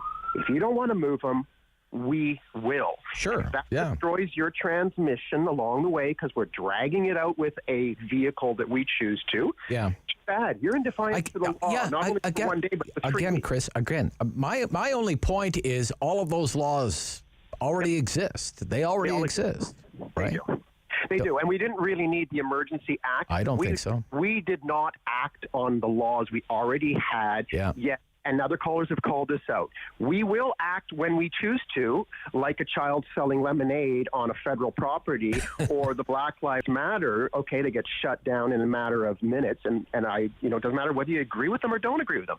So we have the rules. Here we let knowingly trucks enter the downtown core. On day 0, before they entered, we could have put up roadblocks. Are you a local resident? Are you here for business? Blah, blah, blah. Sorry, turn around. And if you can park somewhere else and come in peacefully with your sign, no problem. Day 0, that could have happened. Okay. We have the rules to do that in our laws today, both bylaw and provincial. All right. You feel good now? You've straightened everyone out? Chris? I hope so. Well, if they're listening. A lot of people are. That's the point. I know, Chris. Okay, thank you. Thank you. Yeah. Look, man, I'm right there with you. Okay? Walk a mile in my shoes. listen for an hour in my headphones. This is the Rob Snow Show on City News.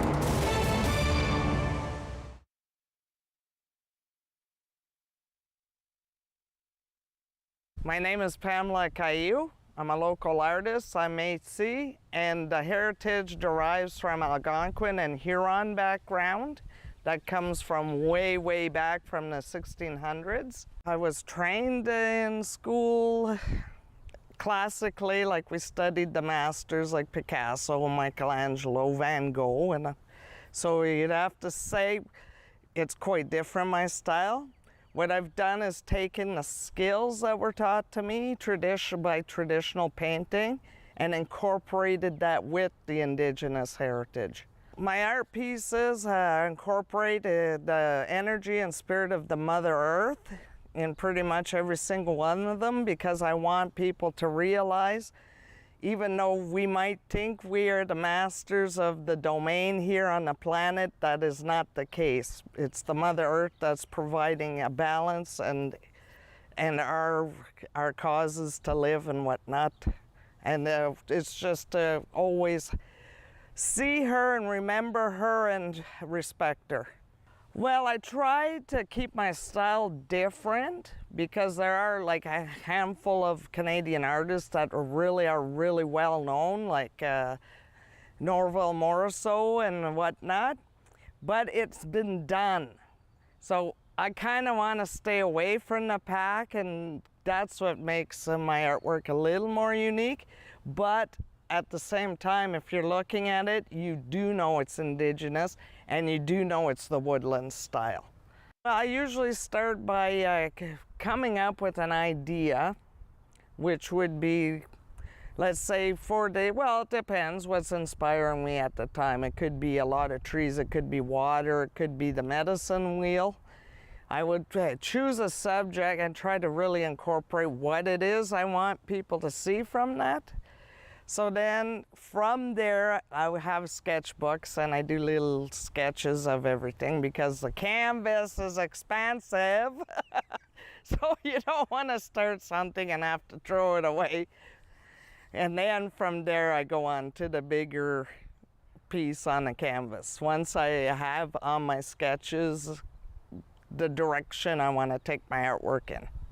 I chose a lot of vibrant colors for the pieces because if somebody is willing to make the commitment to have my piece of work in their home, I would actually like them to come home after a long, hard day, and some days aren't so great, to look at something that's very joyful.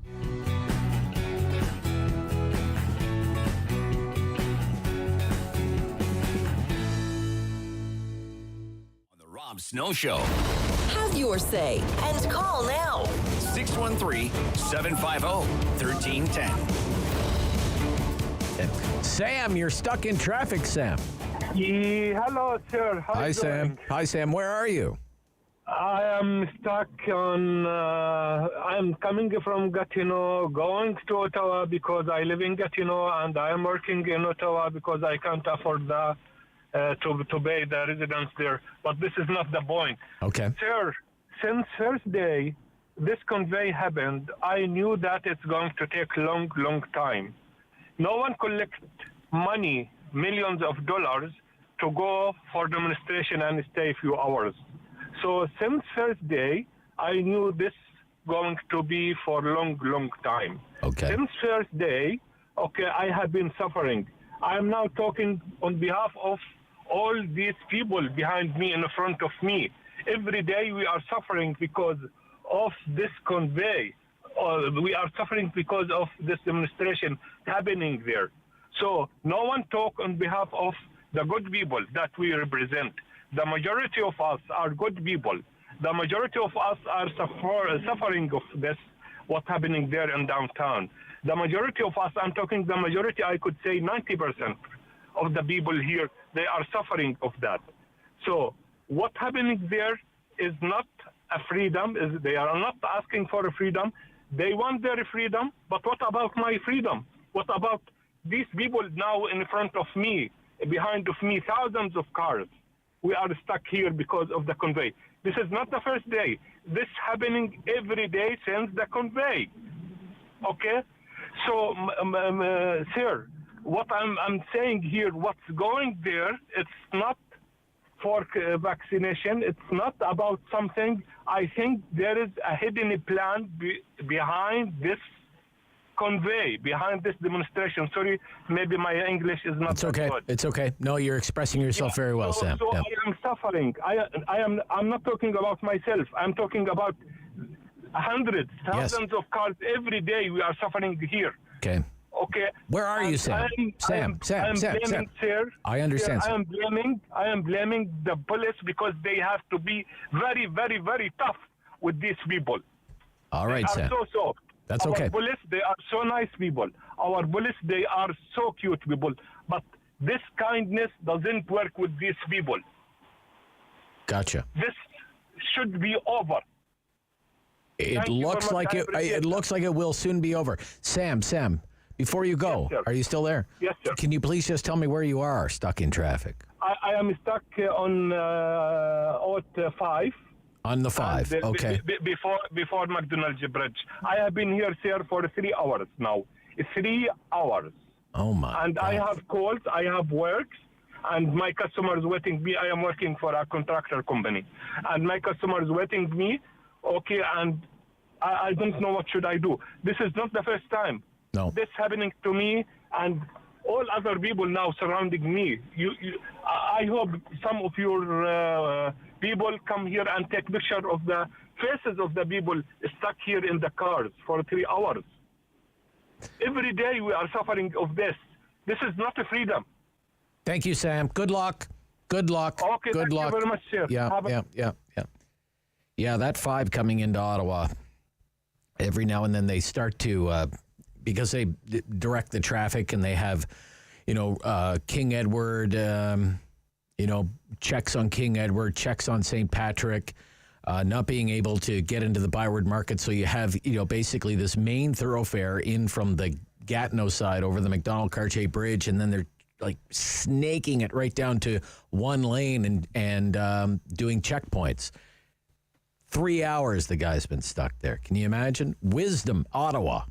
Yes, sir. Yes, sir. Thank you for taking my call. Pleasure. I want everybody to know that the rights of everybody ends when another person's right starts. Your right ends when my own right starts. You can keep me on the road for 4 hours. I've been on this bridge, King Edward Bridge, coming through Ottawa from Gatineau for 4 hours. And people are telling me it's for freedom. What freedom? Your freedom, you taking your freedom over my freedom. Give me the address of everybody who is downtown protesting. Let me go and park my truck in front of their house. They can't get out, they can't go in. Let's see how happy they will be. It's not fair for anybody. I do this for the past 10 days every day.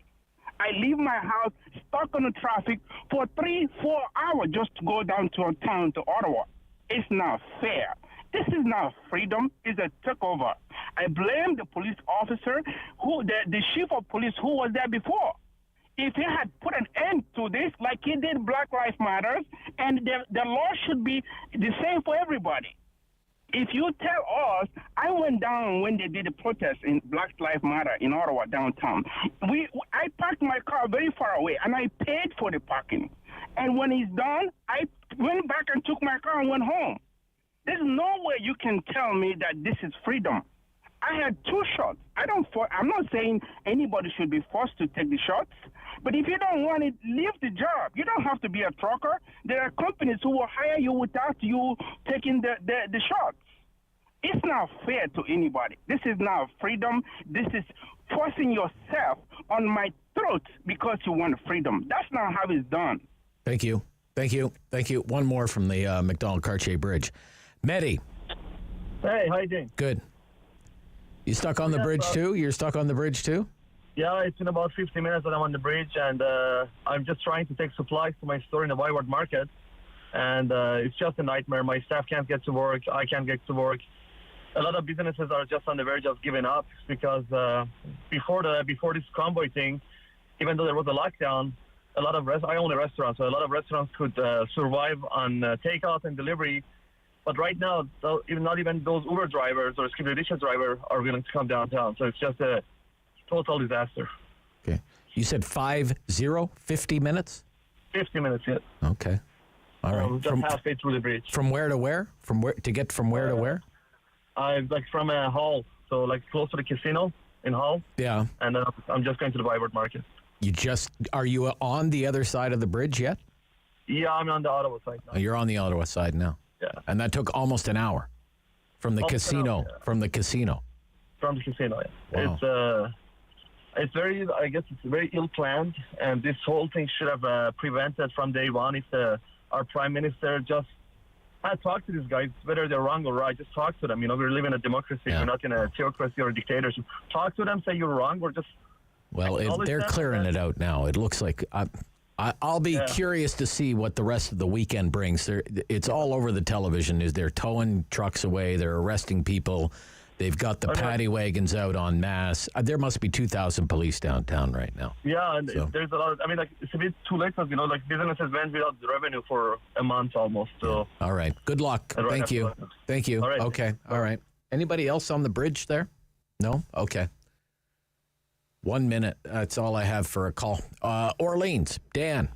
4 hours on the bridge. My gosh. Dan. Sorry, Dan. Go ahead. No, I really feel for those guys. Man, those are real stories about how this is impacting people in the city. And it's like, for anyone who's still down there saying this is all about love and like happiness. And bouncy castles. It's about bouncy castles, Dan. Right. Just take a clue, guys. Like, but the thing I wanted to call in about was just, I don't know if anyone else like kind of just browses through these like live streamers downtown. Yeah, I've watched a few hours of that now. I got sucked down that rabbit hole yesterday. Yeah. But it's fascinating because you actually see conversations with the people that are entrenched, and I just find that like there's this obvious undercurrent of white supremacy at this thing, and I don't understand why somebody like this Pat King dude can walk around and be treated like a celebrity, getting hugs and selfies taken with him. And everyone around there can still, claim that they're doing this in the name of all Canadians. Like there's something deeply, deeply wrong with white supremacy being involved in this thing. All right. No one seems to care. Okay, Dan. I think a lot of people care, Dan. Thank you. All right. 10:58. Got to stop. Wow, what a talkback hour. Thank you so much for all of your calls. We'll do that again next week, of course. We always do the talkback hour between 10 and 11 o'clock. We will check in with our reporters. Mark Day, Cormac McSweeney are down right in the zone, and they'll bring us right up to date on everything that's happening in the downtown core. Rob Snow Show, City News.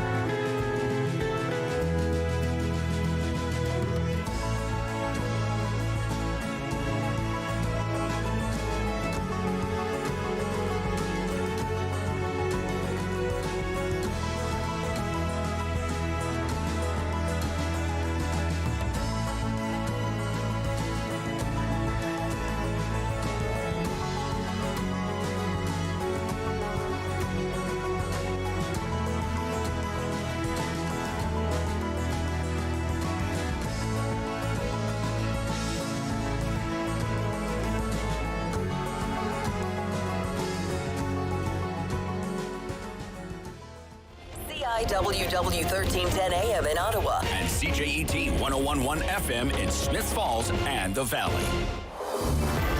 Number 1 for local news in Ottawa and the Valley.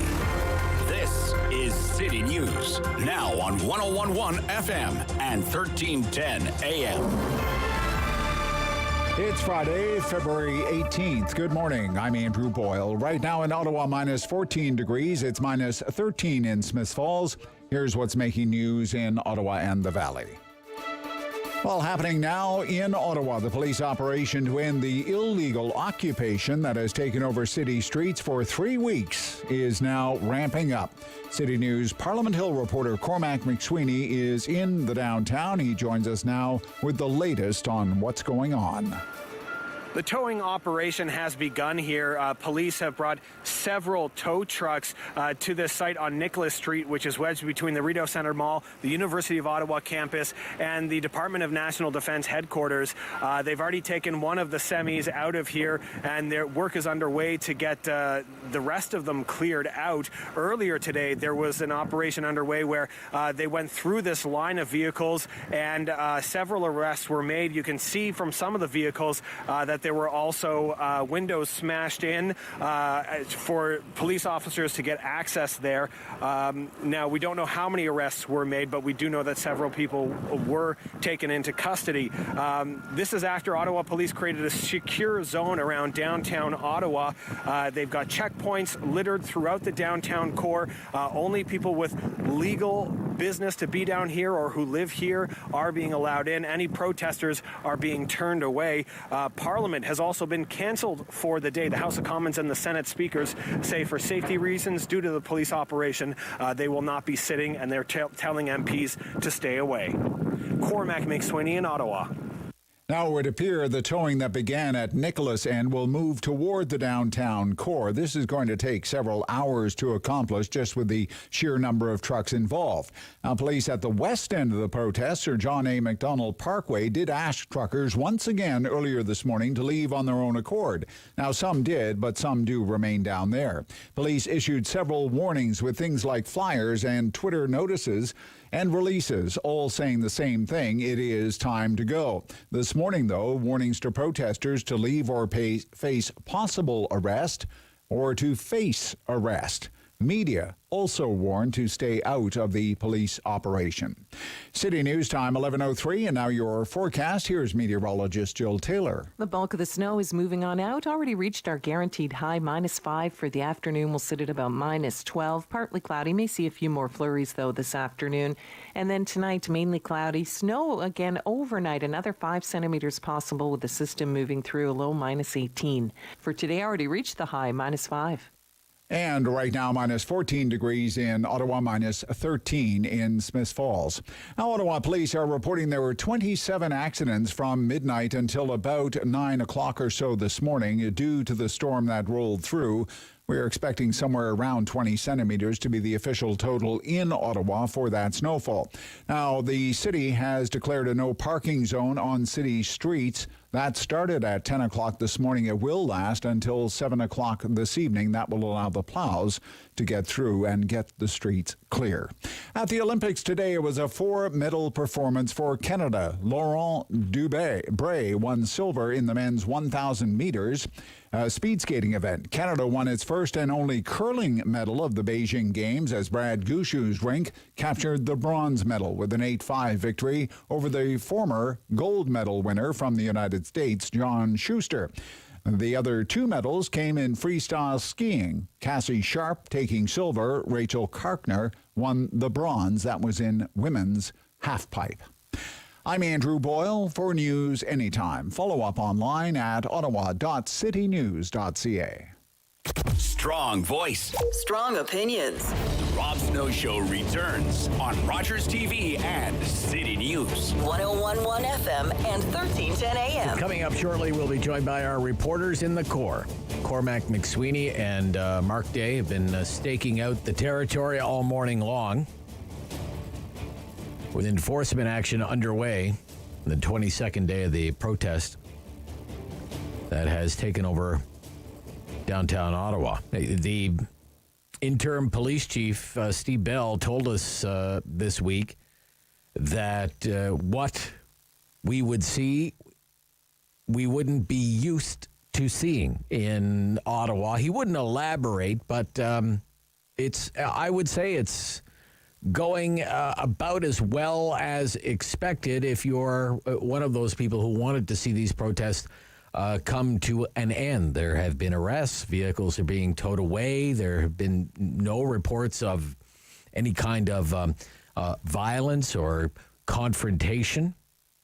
Okay. But it has been an extraordinary 3 weeks in the capital. You know, I've made my living in Ottawa for the better part of 30 years. Seen a lot of protests, been to a lot of protests, participated in a few protests as a much younger man. But my goodness, the last 22 days, I've really never seen anything like this, never lived through anything like this. It's, I hope it's a once-in-a-lifetime thing. I hope it's a once-in-a-lifetime thing. But there are lots of indications now that it is ratcheting up. And Mark Day is near the Chateau Laurier. Our reporter from City News on the scene. Mark? Hello, Rob. Hi, Mark. What's the latest where you are, Mark? Well, I just moved down. I was in front of Parliament Hill for the last little while, but I just had word that police tactical units are on the move. They're making their way now near the Rideau Center. So there's an encampment on Mackenzie, and that's where a lot of trucks, that's where the big dance party's been happening for the last couple of weekends there. And from what I'm hearing right now, the police tactical units, their tow trucks are coming into this area as we speak. Up closer to kind of the main protest area in your center block, that area, Mark? Is that what you're saying? Or? No, down by the Rideau Center. So. Oh, I see. Okay. Yeah, so they're coming up that way. Now, they were stationed at Nicholas and Mackenzie. That's where they started already to do some towing. Yeah. But I can see them now. There's a lot of police on the move right now. Okay. I'm just getting into the area here. Just give me a second. I'm just approaching the trucks by Confederation Boulevard, and I can see them lined up now right in front of the Rideau Center, those main entrance on Rideau Street here, and I can see that a lot of the protesters who are up on the hill are now making their way down to this area as well. Okay. What has it been like? You've been up there for much of the morning, Mark. How would you describe the scene that you left behind before you took up shop there at the Chateau Laurier, near the Chateau Laurier? Rob, nothing has changed. You know, it's the same dance music, people dancing, Canadian flags, Quebec flags. The truckers are all out having coffee and just waiting for police to arrive. But it's the same feeling. It was strange yesterday. There was that type of energy that was in the crowd as police would come in, and they made a couple of arrests, and you could feel that tension. It was there. But today, they're just waiting for the police to get here.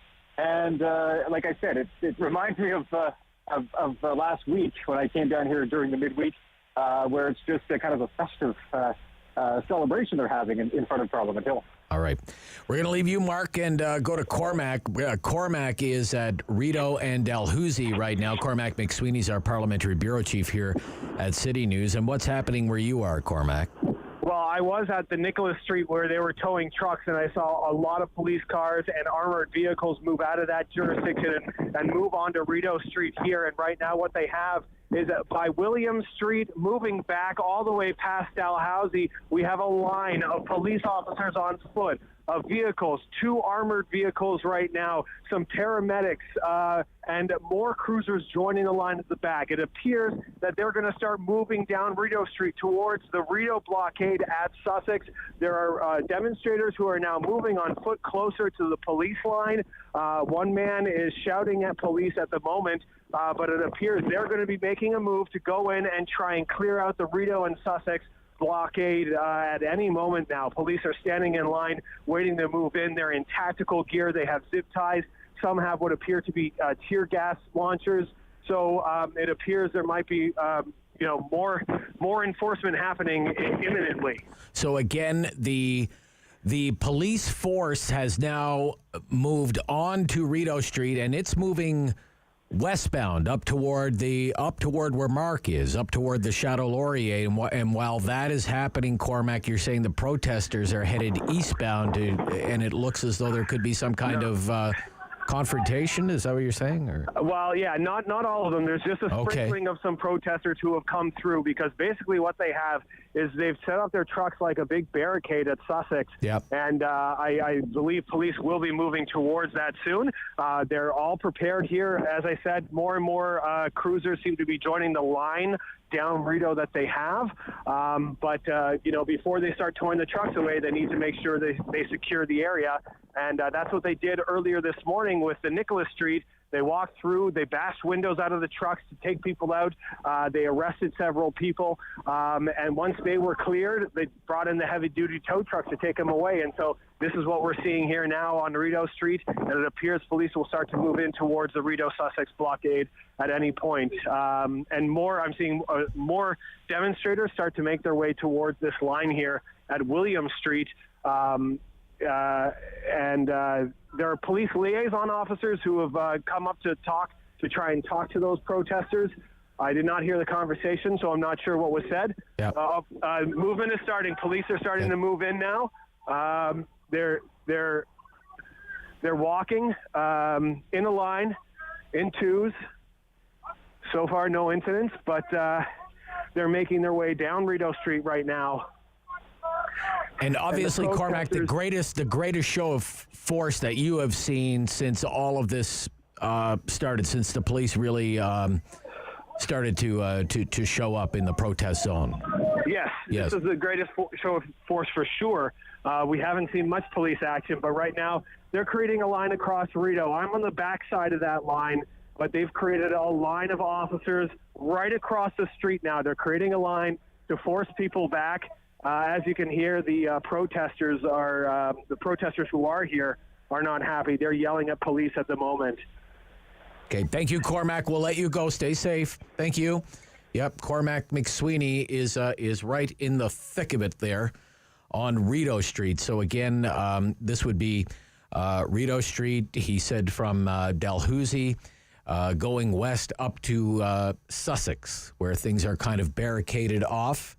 And we will be certainly paying close attention to that and giving you all the updates as they come in. But this is starting to, it would seem, really reach a fever pitch, because, if you picture this, I mean, it was just about an hour and a half ago that the DJ was still playing music up in front of the center block in the protest zone.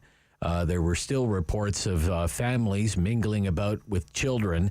And meantime, just several blocks to the east, an hour and a half later, you have what is the greatest show of force so far from the police contingent, not just the Ottawa police, of course, but there are police personnel in the capital region from all across Canada, including provincial forces and the RCMP. And we have seen throughout the course of the morning many more big, heavy tow trucks, some of them clearly the property of other police services, that they have been brought into the Ottawa area and they have been used to tow vehicles away repeatedly. There have been several arrests this morning.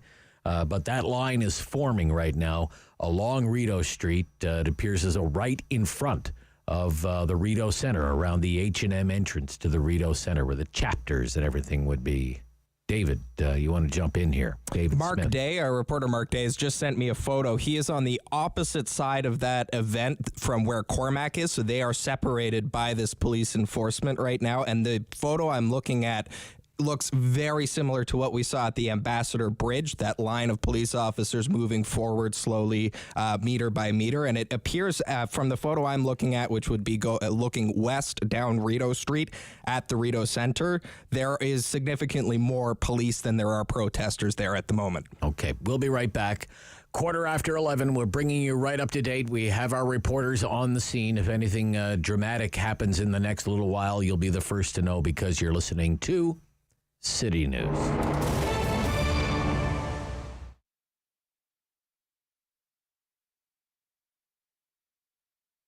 So Rideau Rockcliffe Community Resource Center has been around since 1982, and it's here to serve residents of Ward 13. So our focus is on helping to reduce poverty in this community, as well as empowering residents to find resilience within themselves. So one of the new focuses of our center is around food programming. So you'll notice today when we go around on a little tour that we have a number of food programs here at the center. So one being obviously our emergency food program, which is really great. So residents can come and access food when they are in need. We also have a number of food-based social enterprises here at Rideau Rockcliffe as well.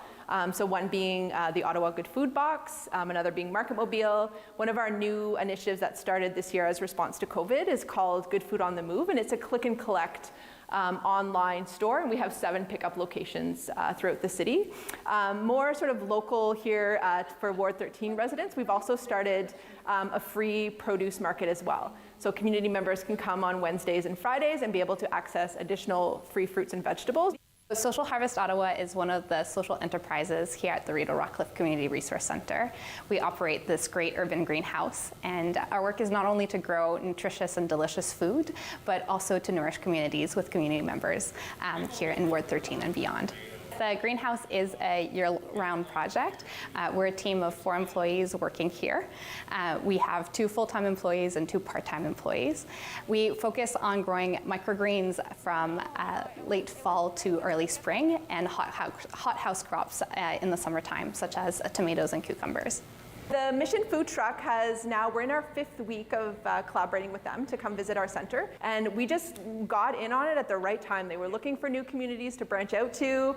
They said absolutely. Right now they're funded through donations. They travel around Ottawa and just give out delicious, fresh, hot food to people as well. We have at our center the Ottawa Good Food Box, as well as the Market Mobile. So Ottawa Good Food Box has been around for 25 years, and Market Mobile is a little younger, started in 2014. So they both have the mission and the mandate of making fresh food more accessible and affordable in neighborhoods that lack access to a grocery store. So I think the greatest need that we've seen as a result of the pandemic in our community is people that we maybe have never needed to access our services before, right? So a lot of people have had, layoffs.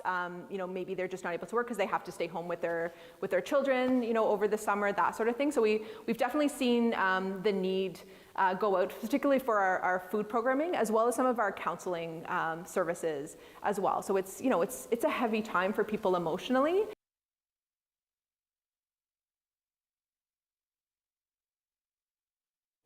The world is changing. So keep up with Rob. The Rob Snow Show returns on Rogers TV and City News, 101.1 FM and 1310 AM. So for much of the morning, there's been a lot of action dealing with the protest around Mackenzie and Nicholas. That was sort of a staging area for a lot of the police. There was a lot of action with tow trucks and heavy vehicles being towed away.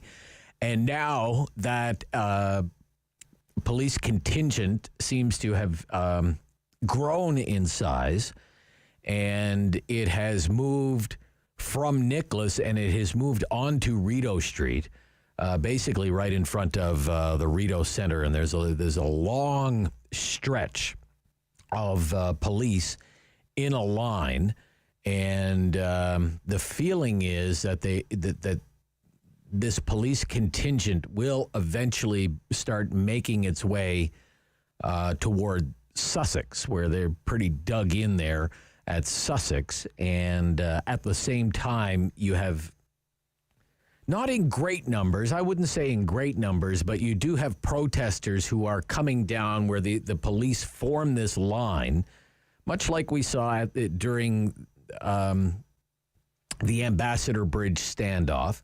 You have the police forming this line, and you do have protesters coming down to kind of meet the line, and they have their cameras held up, and they are, yelling probably various unmentionable things at the police. But as to this point, that's where we are at. It kind of looks like they're taking a wait-and-see approach. The Ambassador Bridge situation, that was really an all-day event, and it wasn't completely resolved until early the next morning. But this is, if people were expecting a serious show of force from the police, this is the most obvious one that we have seen so far. So that is what is happening right now. Our next newscast comes up at 11:30. We'll have an update from our reporters in the field, Mark Day and Cormac McSweeney. They are really right there. They are right there. So Steve Warren is here. Great timing, Steve. Yeah, people are going to want to hear what I have to say about sports right now. Yeah, Steve Warren is with us every week to talk about sports, and I was thinking all morning, gosh, I can't wait to talk to Steve because he's going to be such a welcome diversion from all of this stuff. But nevertheless, I mean, you're watching it as much as anybody else is watching it, and it's kind of surreal, right? So, yeah. I mean, I've spent my whole life in Ottawa. This is my hometown. And I just want the thing to be over and gone, and I want it to happen ASAP, and I hope that it happens without anybody getting hurt. Yeah, I think that's the general consensus, Steve. That's the general consensus. So, look, let's talk quickly about some of the things that are going on in sports. It's been 22 days, so I don't think it's going to be resolved in the next 5 minutes. So, let's. Senators are 5-5-0 in their last 10, so they're a 500 hockey club. I would note with a number of people out of the lineup, key people. And they won last night, although I didn't watch the game, but I'm told it was kind of a snoozer. But what would you say is kind of the latest buzz around the Ottawa Senators, Steve? Well, I think unfortunately, it's a playing out the string scenario, but I think every Senator fan looks at this team and says they are playing pretty decent hockey. You go back to December 1st, their record is 14-11-7. And certainly that's not good enough to make the playoffs. But had they played with that pace in October and November, they'd be in a position to make a charge for one right now. So I think there's a little bit of disappointment out there that for the second season in a row, they absolutely sewered themselves in the early going. And but if you're looking at current buzz, I think everybody's going, okay, this team is on its way. Once they get some bodies healthy, this has been a real tough year in terms of injuries. It's been a tough year with COVID and these shutdowns the Sens have had to endure. If everything goes well next year, Matt Murray, he's Exhibit A. If he can stay healthy and play well, like he has since he got sent down to the minors, and the rest of the team can avoid injuries and viruses, I think most Sens fans look at this team as one that absolutely can potentially make a charge for a playoff spot next year. What do you know about the Matt Murray injury? Have you heard anything more about him being injured? Or I don't have anything specific. Okay. I mean, he just left that game 2 games ago, and it's so frustrating. He hasn't been back, though. He hasn't been back, right? No, he is not. And it's just been a case of it's either he's not playing well or he's dinged up while playing well. So, I mean, it's unfortunate. They spent so much money. They've invested so highly in him, and he's either been a frustration from a performance standpoint or an injury standpoint. And you've seen, though, in the last month and a half, you've seen what Matt Murray can do, what he is capable of.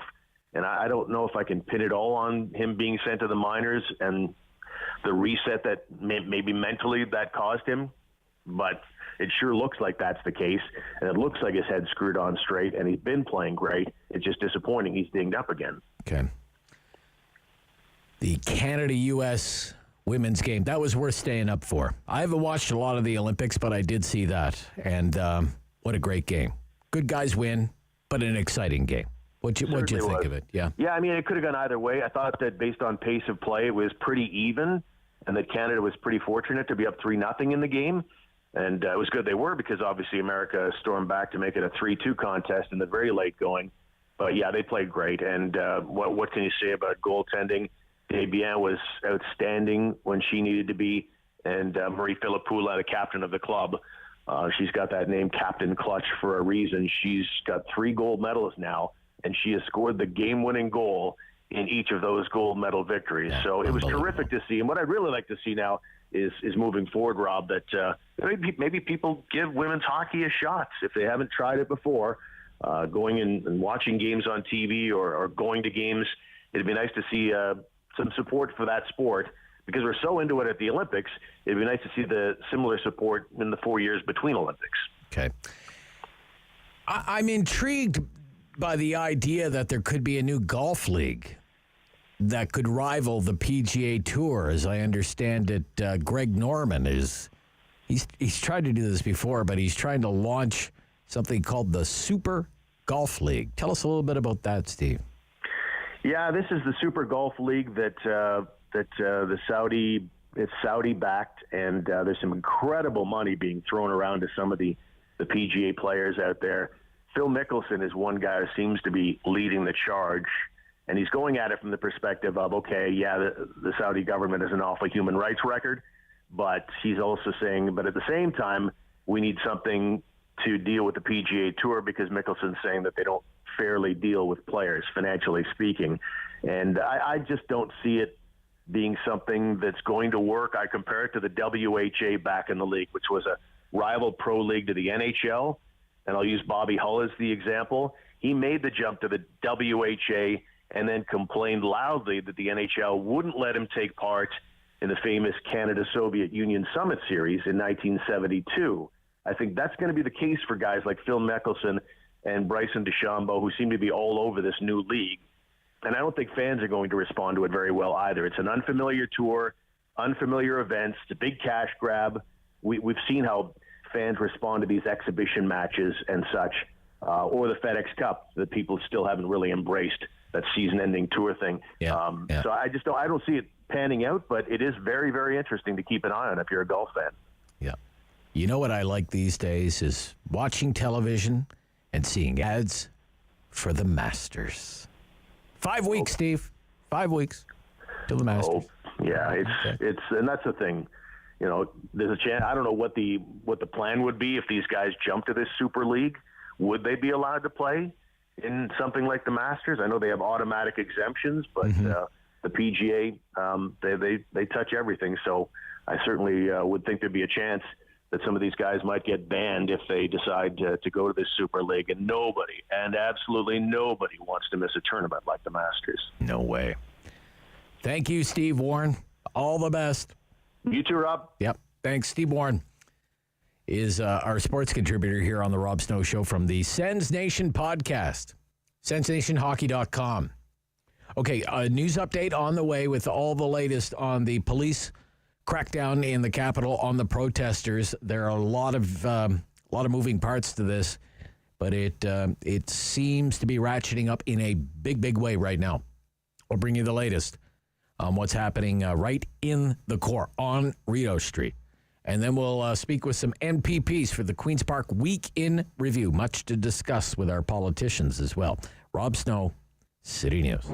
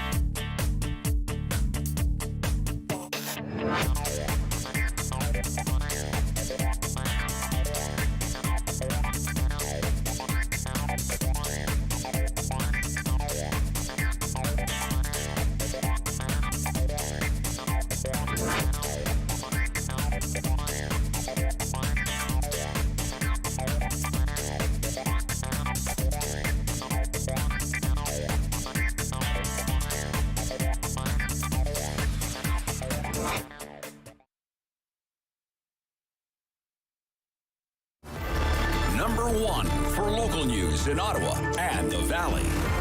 This is City News, now on 101.1 FM and 1310 AM. It's Friday, February 18th. Good morning, I'm Danielle Bain. Right now in both Ottawa and Smiths Falls, it's minus 14. Here's what's making news this hour. More arrests have been made. A security perimeter is set up around the downtown core, and police have started towing trucks in and around Nicholas after sending out a final warning to the protesters. The warning read, "Demonstrators, you must leave. Anyone found within the zone will be arrested." Both our Cormac McSweeney and Mark Day are on the ground providing updates, and apparently officers have created a line to force back protesters as they move in near Rideau and Sussex. A similar sight to what things looked like during the shutdown of the Ambassador Bridge blockade a few days ago. More police vehicles are moving in right in front of the Rideau Centre now as well. Stay with City News for updates from our reporters on the scene. The province says there are 61 fewer people in hospital today due to COVID-19. The ICU number has dropped by 4, but there still are 352 people needing that level of care. The province has also recorded another 33 deaths as a result of having the virus. At the Olympics, Laurent Dubray won silver in the men's 1,000 meters at the Beijing Olympics. Canada won its first and only curling medal of the Beijing Olympics. Brad Gushue's rink won bronze with an 8-5 victory over the Americans. The other 2 medals came from freestyle skiers. Cassie Sharp won silver, and Rachel Carker claimed bronze in the women's halfpipe. City News Time, 11:32. I'm Danielle Bain, and for news anytime, follow up online at ottawa.citynews.ca. Firm. Fair. Fun. The Rob Snow Show returns on Rogers TV and City News, 101.1 FM and 1310 AM.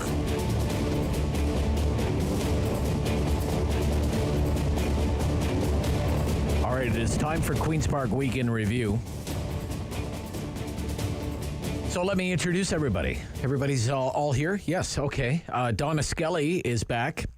Progressive Conservative MPP, Flamborough, Glanbrook. Good morning. Good morning. Gilles Bisson, NDP MPP for Timmins. Hi, Gilles. Good day, good day. And John Fraser is the Liberal MPP for Ottawa South. And just so people know, there is a massive show of police force right now. It's not confrontational right now. If you recall or were watching the news when the Ambassador Bridge situation was going down and police were trying to clear that blockade, the line of police slowly inching forward. It's much like that, only on a much larger scale. There are many, many more police officers, and we know that there are police members in the Ottawa area, and they're from all across the country, from as far away as Vancouver. There are provincial police forces. There are, of course, members of the RCMP. We have seen big tactical vehicles and what have been described as launchers for tear gas. And they're massing right now around Sussex, around Mackenzie, around Colonel By Drive, and all along Rideau Street. And they are being met by protesters, although it looks to me, and David, I'm going to ask for a second opinion here, it looks like the police far outnumber the protesters right now. But would you agree, David? I would agree. I would agree. Yeah. So, again, still peaceful. But this is by far the most significant display of police that we have seen in 22 days in Ottawa. And the House of Commons not sitting today. It was supposed to sit to debate the Emergencies Act. That was put off after negotiations among the House leaders, and the Speaker made that ruling. I suspect that they'll pick things up to more debate on the Emergencies Act. That's where I want to start with the three of you. The Emergencies Act. Doug Ford is one of the few premiers who have endorsed the use of the Emergencies Act. I want to know what you think about the use of the Emergencies Act, John, and because you're local and it's your city, what do you think? We're using the Emergencies Act here. What do you think? Well, what I think first off is either we have laws in this country or we don't. Either we respect the law and enforce the law or we don't. And I think what you saw happening in downtown Ottawa were some really serious errors in decision making.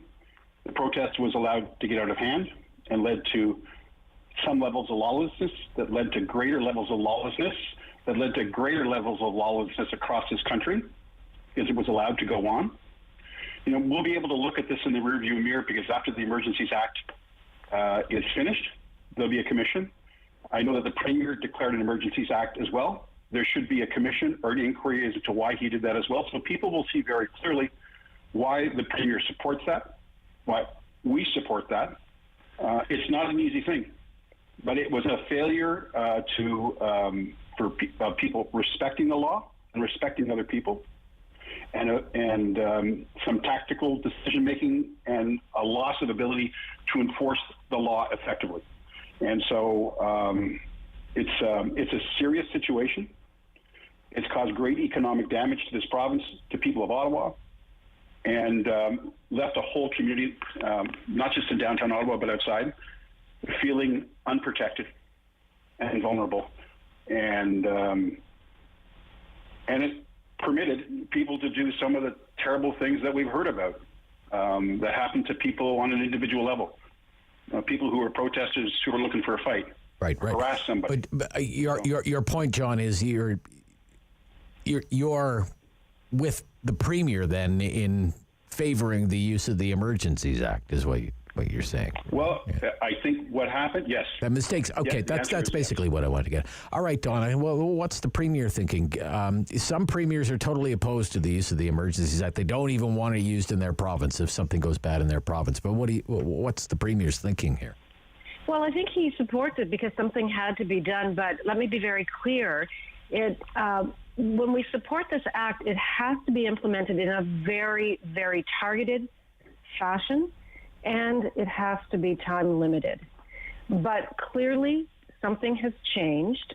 I suspect that the additional resources on the ground and the fact that we have new leadership in the police and the policing has made a profound impact on the way that they are getting rid of or at least addressing the protests at this point.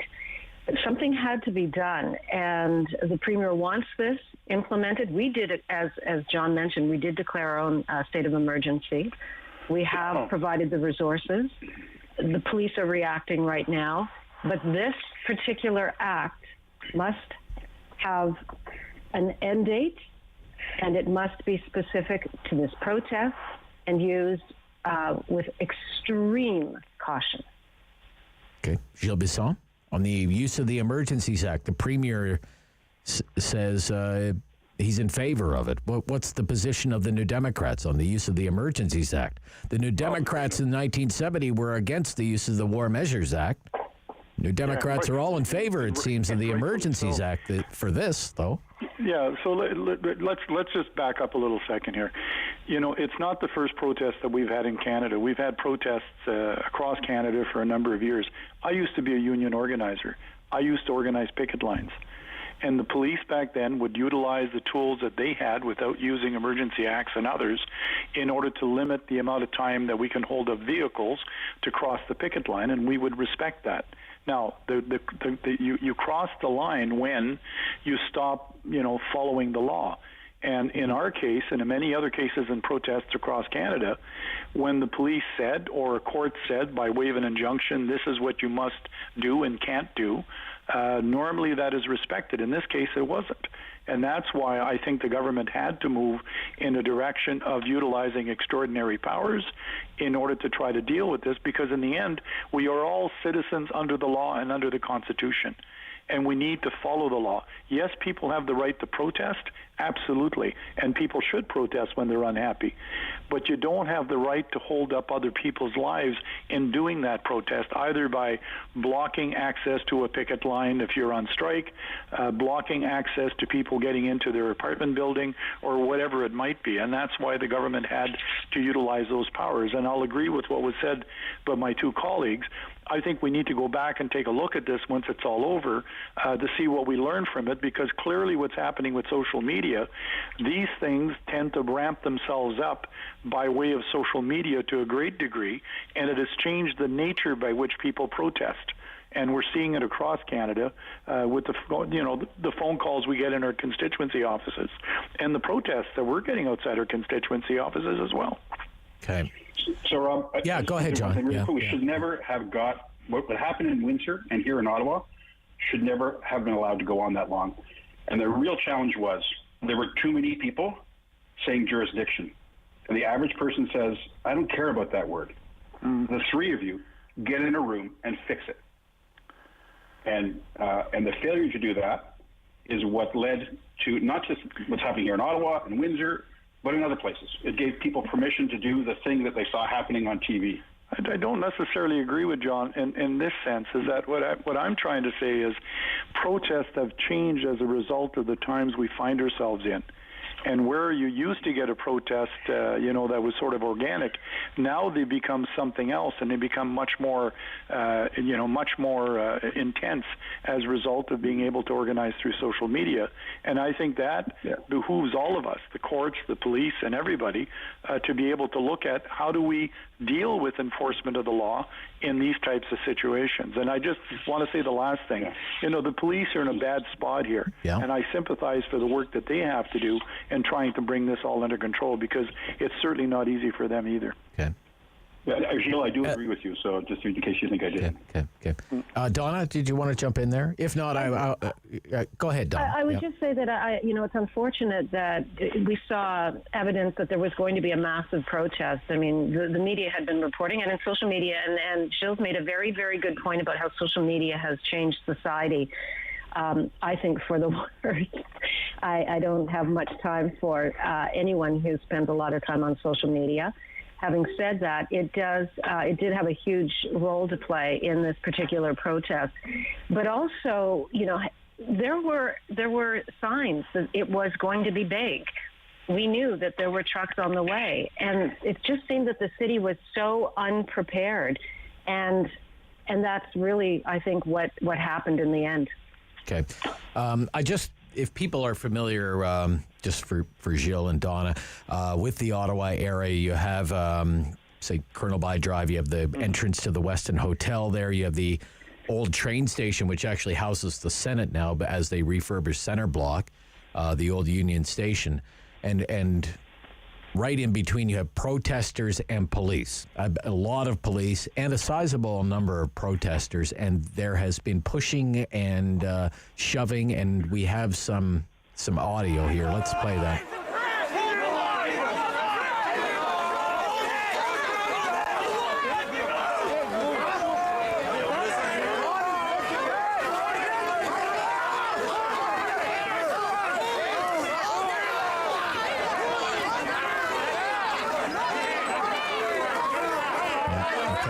So that was just moments ago. They were exacting some arrests there, and it seems as though those that they wanted to take into custody have been taken into custody, and it would seem right now that has calmed down a bit, but it was pretty tense there for a while. So, I mean, let's just keep our fingers crossed that no one is hurt.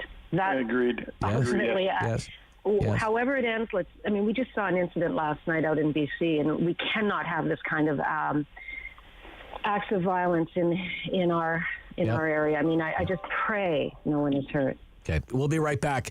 Public health restrictions were relaxed a little bit more this week in the province of Ontario on capacity limits and whatnot.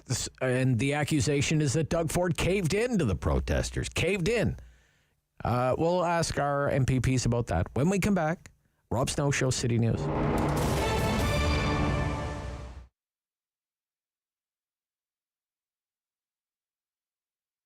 Here at the Thirsty Maiden, we offer a variety of products. So everything from breakfast items, so it's breakfast sandwiches and scones, which have become a staple item here at the cafe. We have an assortment of pastries and cakes and desserts. So we're really big on our dessert bar, which a lot of people come here for. And of course, our delicious coffee beverages. So we do offer not your typical lattes, things like a chocolate banana coconut latte, cinnamon coconut, which is my favorite, and our take on even a pumpkin spice, which we add nutmeg and a dash of cayenne in just to give it a bit of a kick. When you start a business, you don't factor in all the things that could go wrong. You think anything that goes wrong, any failure, it's got to be something on your shoulders. You didn't market right, you're carrying the wrong products, you didn't price your items correctly, all the things, right? But when this pandemic began, things going through my brain were I didn't factor in a pandemic. And we were just starting to grow. We were about to blow up, and I think I spent 2 days crying. And then I shut my business down for, I think, a period of 2 or 3 days. And just being at home during that time, I realized this is not me. Anybody that knows me knows I'm a hard worker. I don't give up, and I'm a go-getter. And I started to think, well, I should probably just start clearing out my freezers and posting and seeing who wants to buy what. And that was sort of how I built my momentum back up. I realized that there's still a large number of people that wanted to support us and were looking for the items that I had to provide. So we started there. Then I reopened literally not even 3 or 4 days after I'd closed my doors, and then started doing curbside pickups and deliveries, started doing the deliveries myself, free deliveries to the local community, going as far as Bell's Corners and Carp as well. And that's why we're still here. This community has really kept us going a year into the pandemic. But we've had a changeover of staff a couple times now, and situations change, and when you can't offer hours and hours for your employees, you don't blame them when they have to go elsewhere. So I think that's also been one of the challenges is recruiting, training, and then they leave, and then bringing in more people and recruiting, and anybody in this industry will tell you that that's something we deal with on a regular basis, whether or not COVID's in the mix or not, but more so now because every time there's a lockdown, there's a risk of, will we make it through? And then you lay off more staff, and then again, their situations and their circumstances change.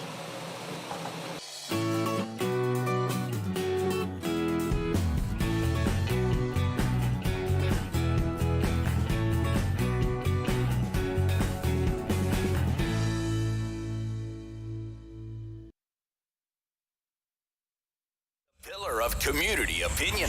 The Rob Snow Show returns on Rogers TV and City News. 101.1 FM and 1310 AM. There's a major police operation underway in Ottawa right now in the protest zone. Along Colonel By Drive, along Sussex, along Rideau Street right now. This is a little bit of what it sounds like right now.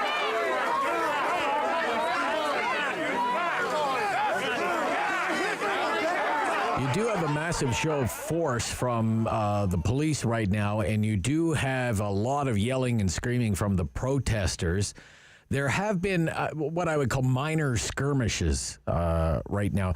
I think almost happening out of confusion when somebody is arrested and people want to kind of jump in and try and do something. But the protesters are being arrested. They are being taken away. But so far, it's not like there has been any violent clashes or anything. There's no tear gas that has been launched, although they certainly look prepared for that.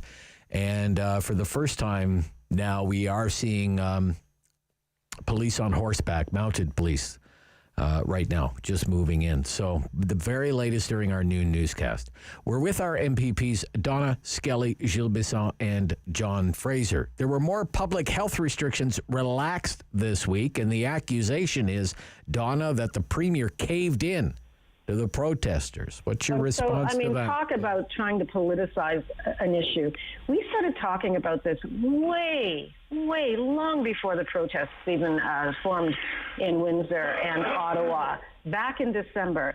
And we stated right from the beginning that if there was a clear trend heading in the right direction, we would speed up reopening the economy, or if it was heading in the opposite direction, we'd slow it down. So we took the advice of Dr. Moore to suggest that this is anything other than a reflection of the hard work that Ontarians have practiced by getting booster shots and practicing proper protocol through COVID is just, trying to politicize a situation.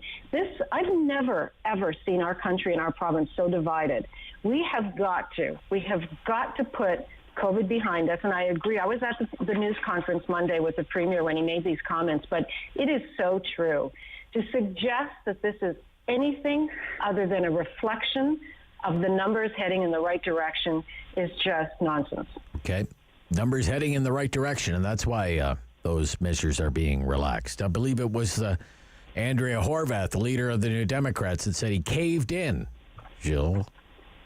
Doug Ford caved into the protest. The unfortunate part is anytime anybody disagrees with the government, somehow or other we're politicizing the situation.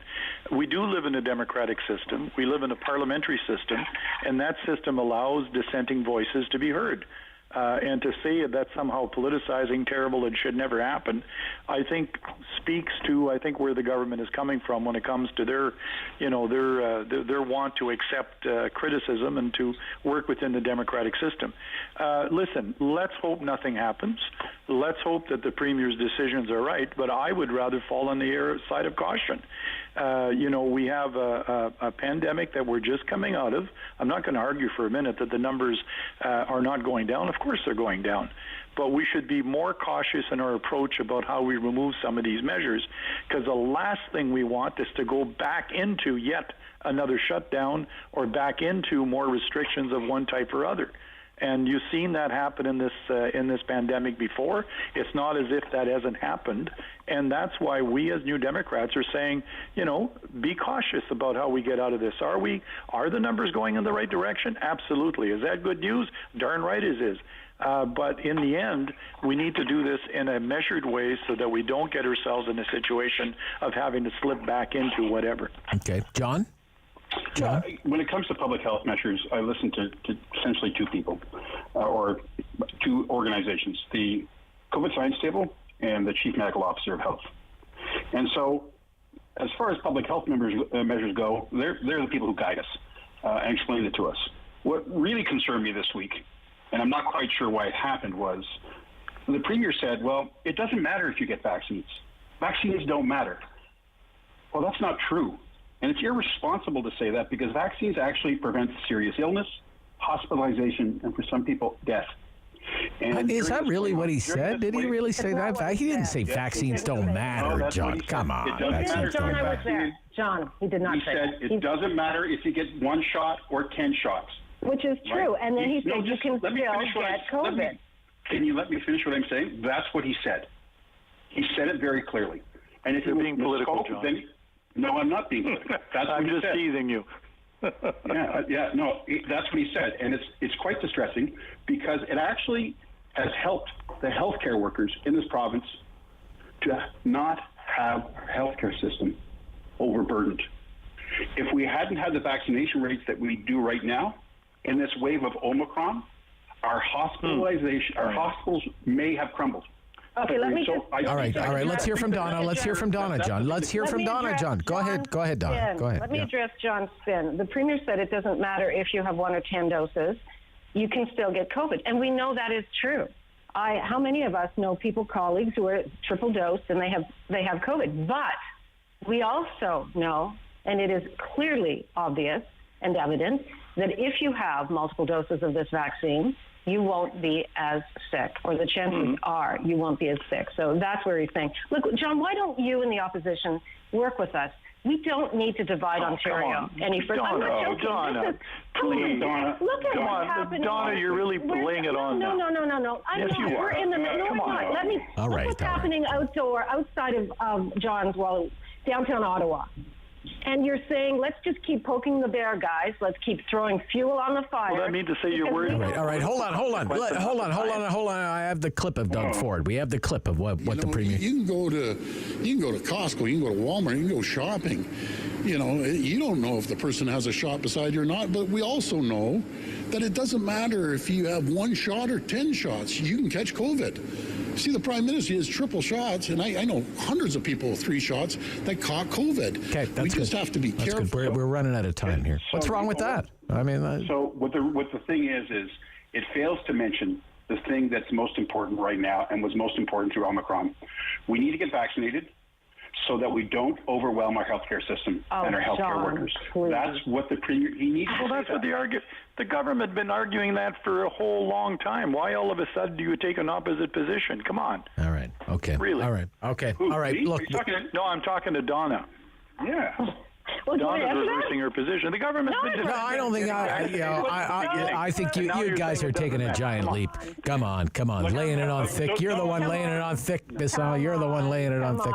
All right, look. Yeah. We gotta go. We gotta go. Have a great weekend, everybody. Yeah. Stay safe. Yeah. Bye, everybody. Thank you. That's our Queen's Park Weekend Review. Look, our new newscast is coming up with our reporters in the field, Mark Day, Cormac McSweeney. They're right down there, kind of at the crossroads of Ottawa, where Colonel By meets Sussex, meets Rideau, meets Wellington. Everything is happening kind of right there and right now, and we'll bring you the very latest. I'll be back on Tuesday. This is the Rob Snow Show on the City News. The Rob Snow Show. Weekdays 9 to noon on Rogers TV and City News. 101.1 FM and 1310 AM. Number 1 for local news in Ottawa and the Valley.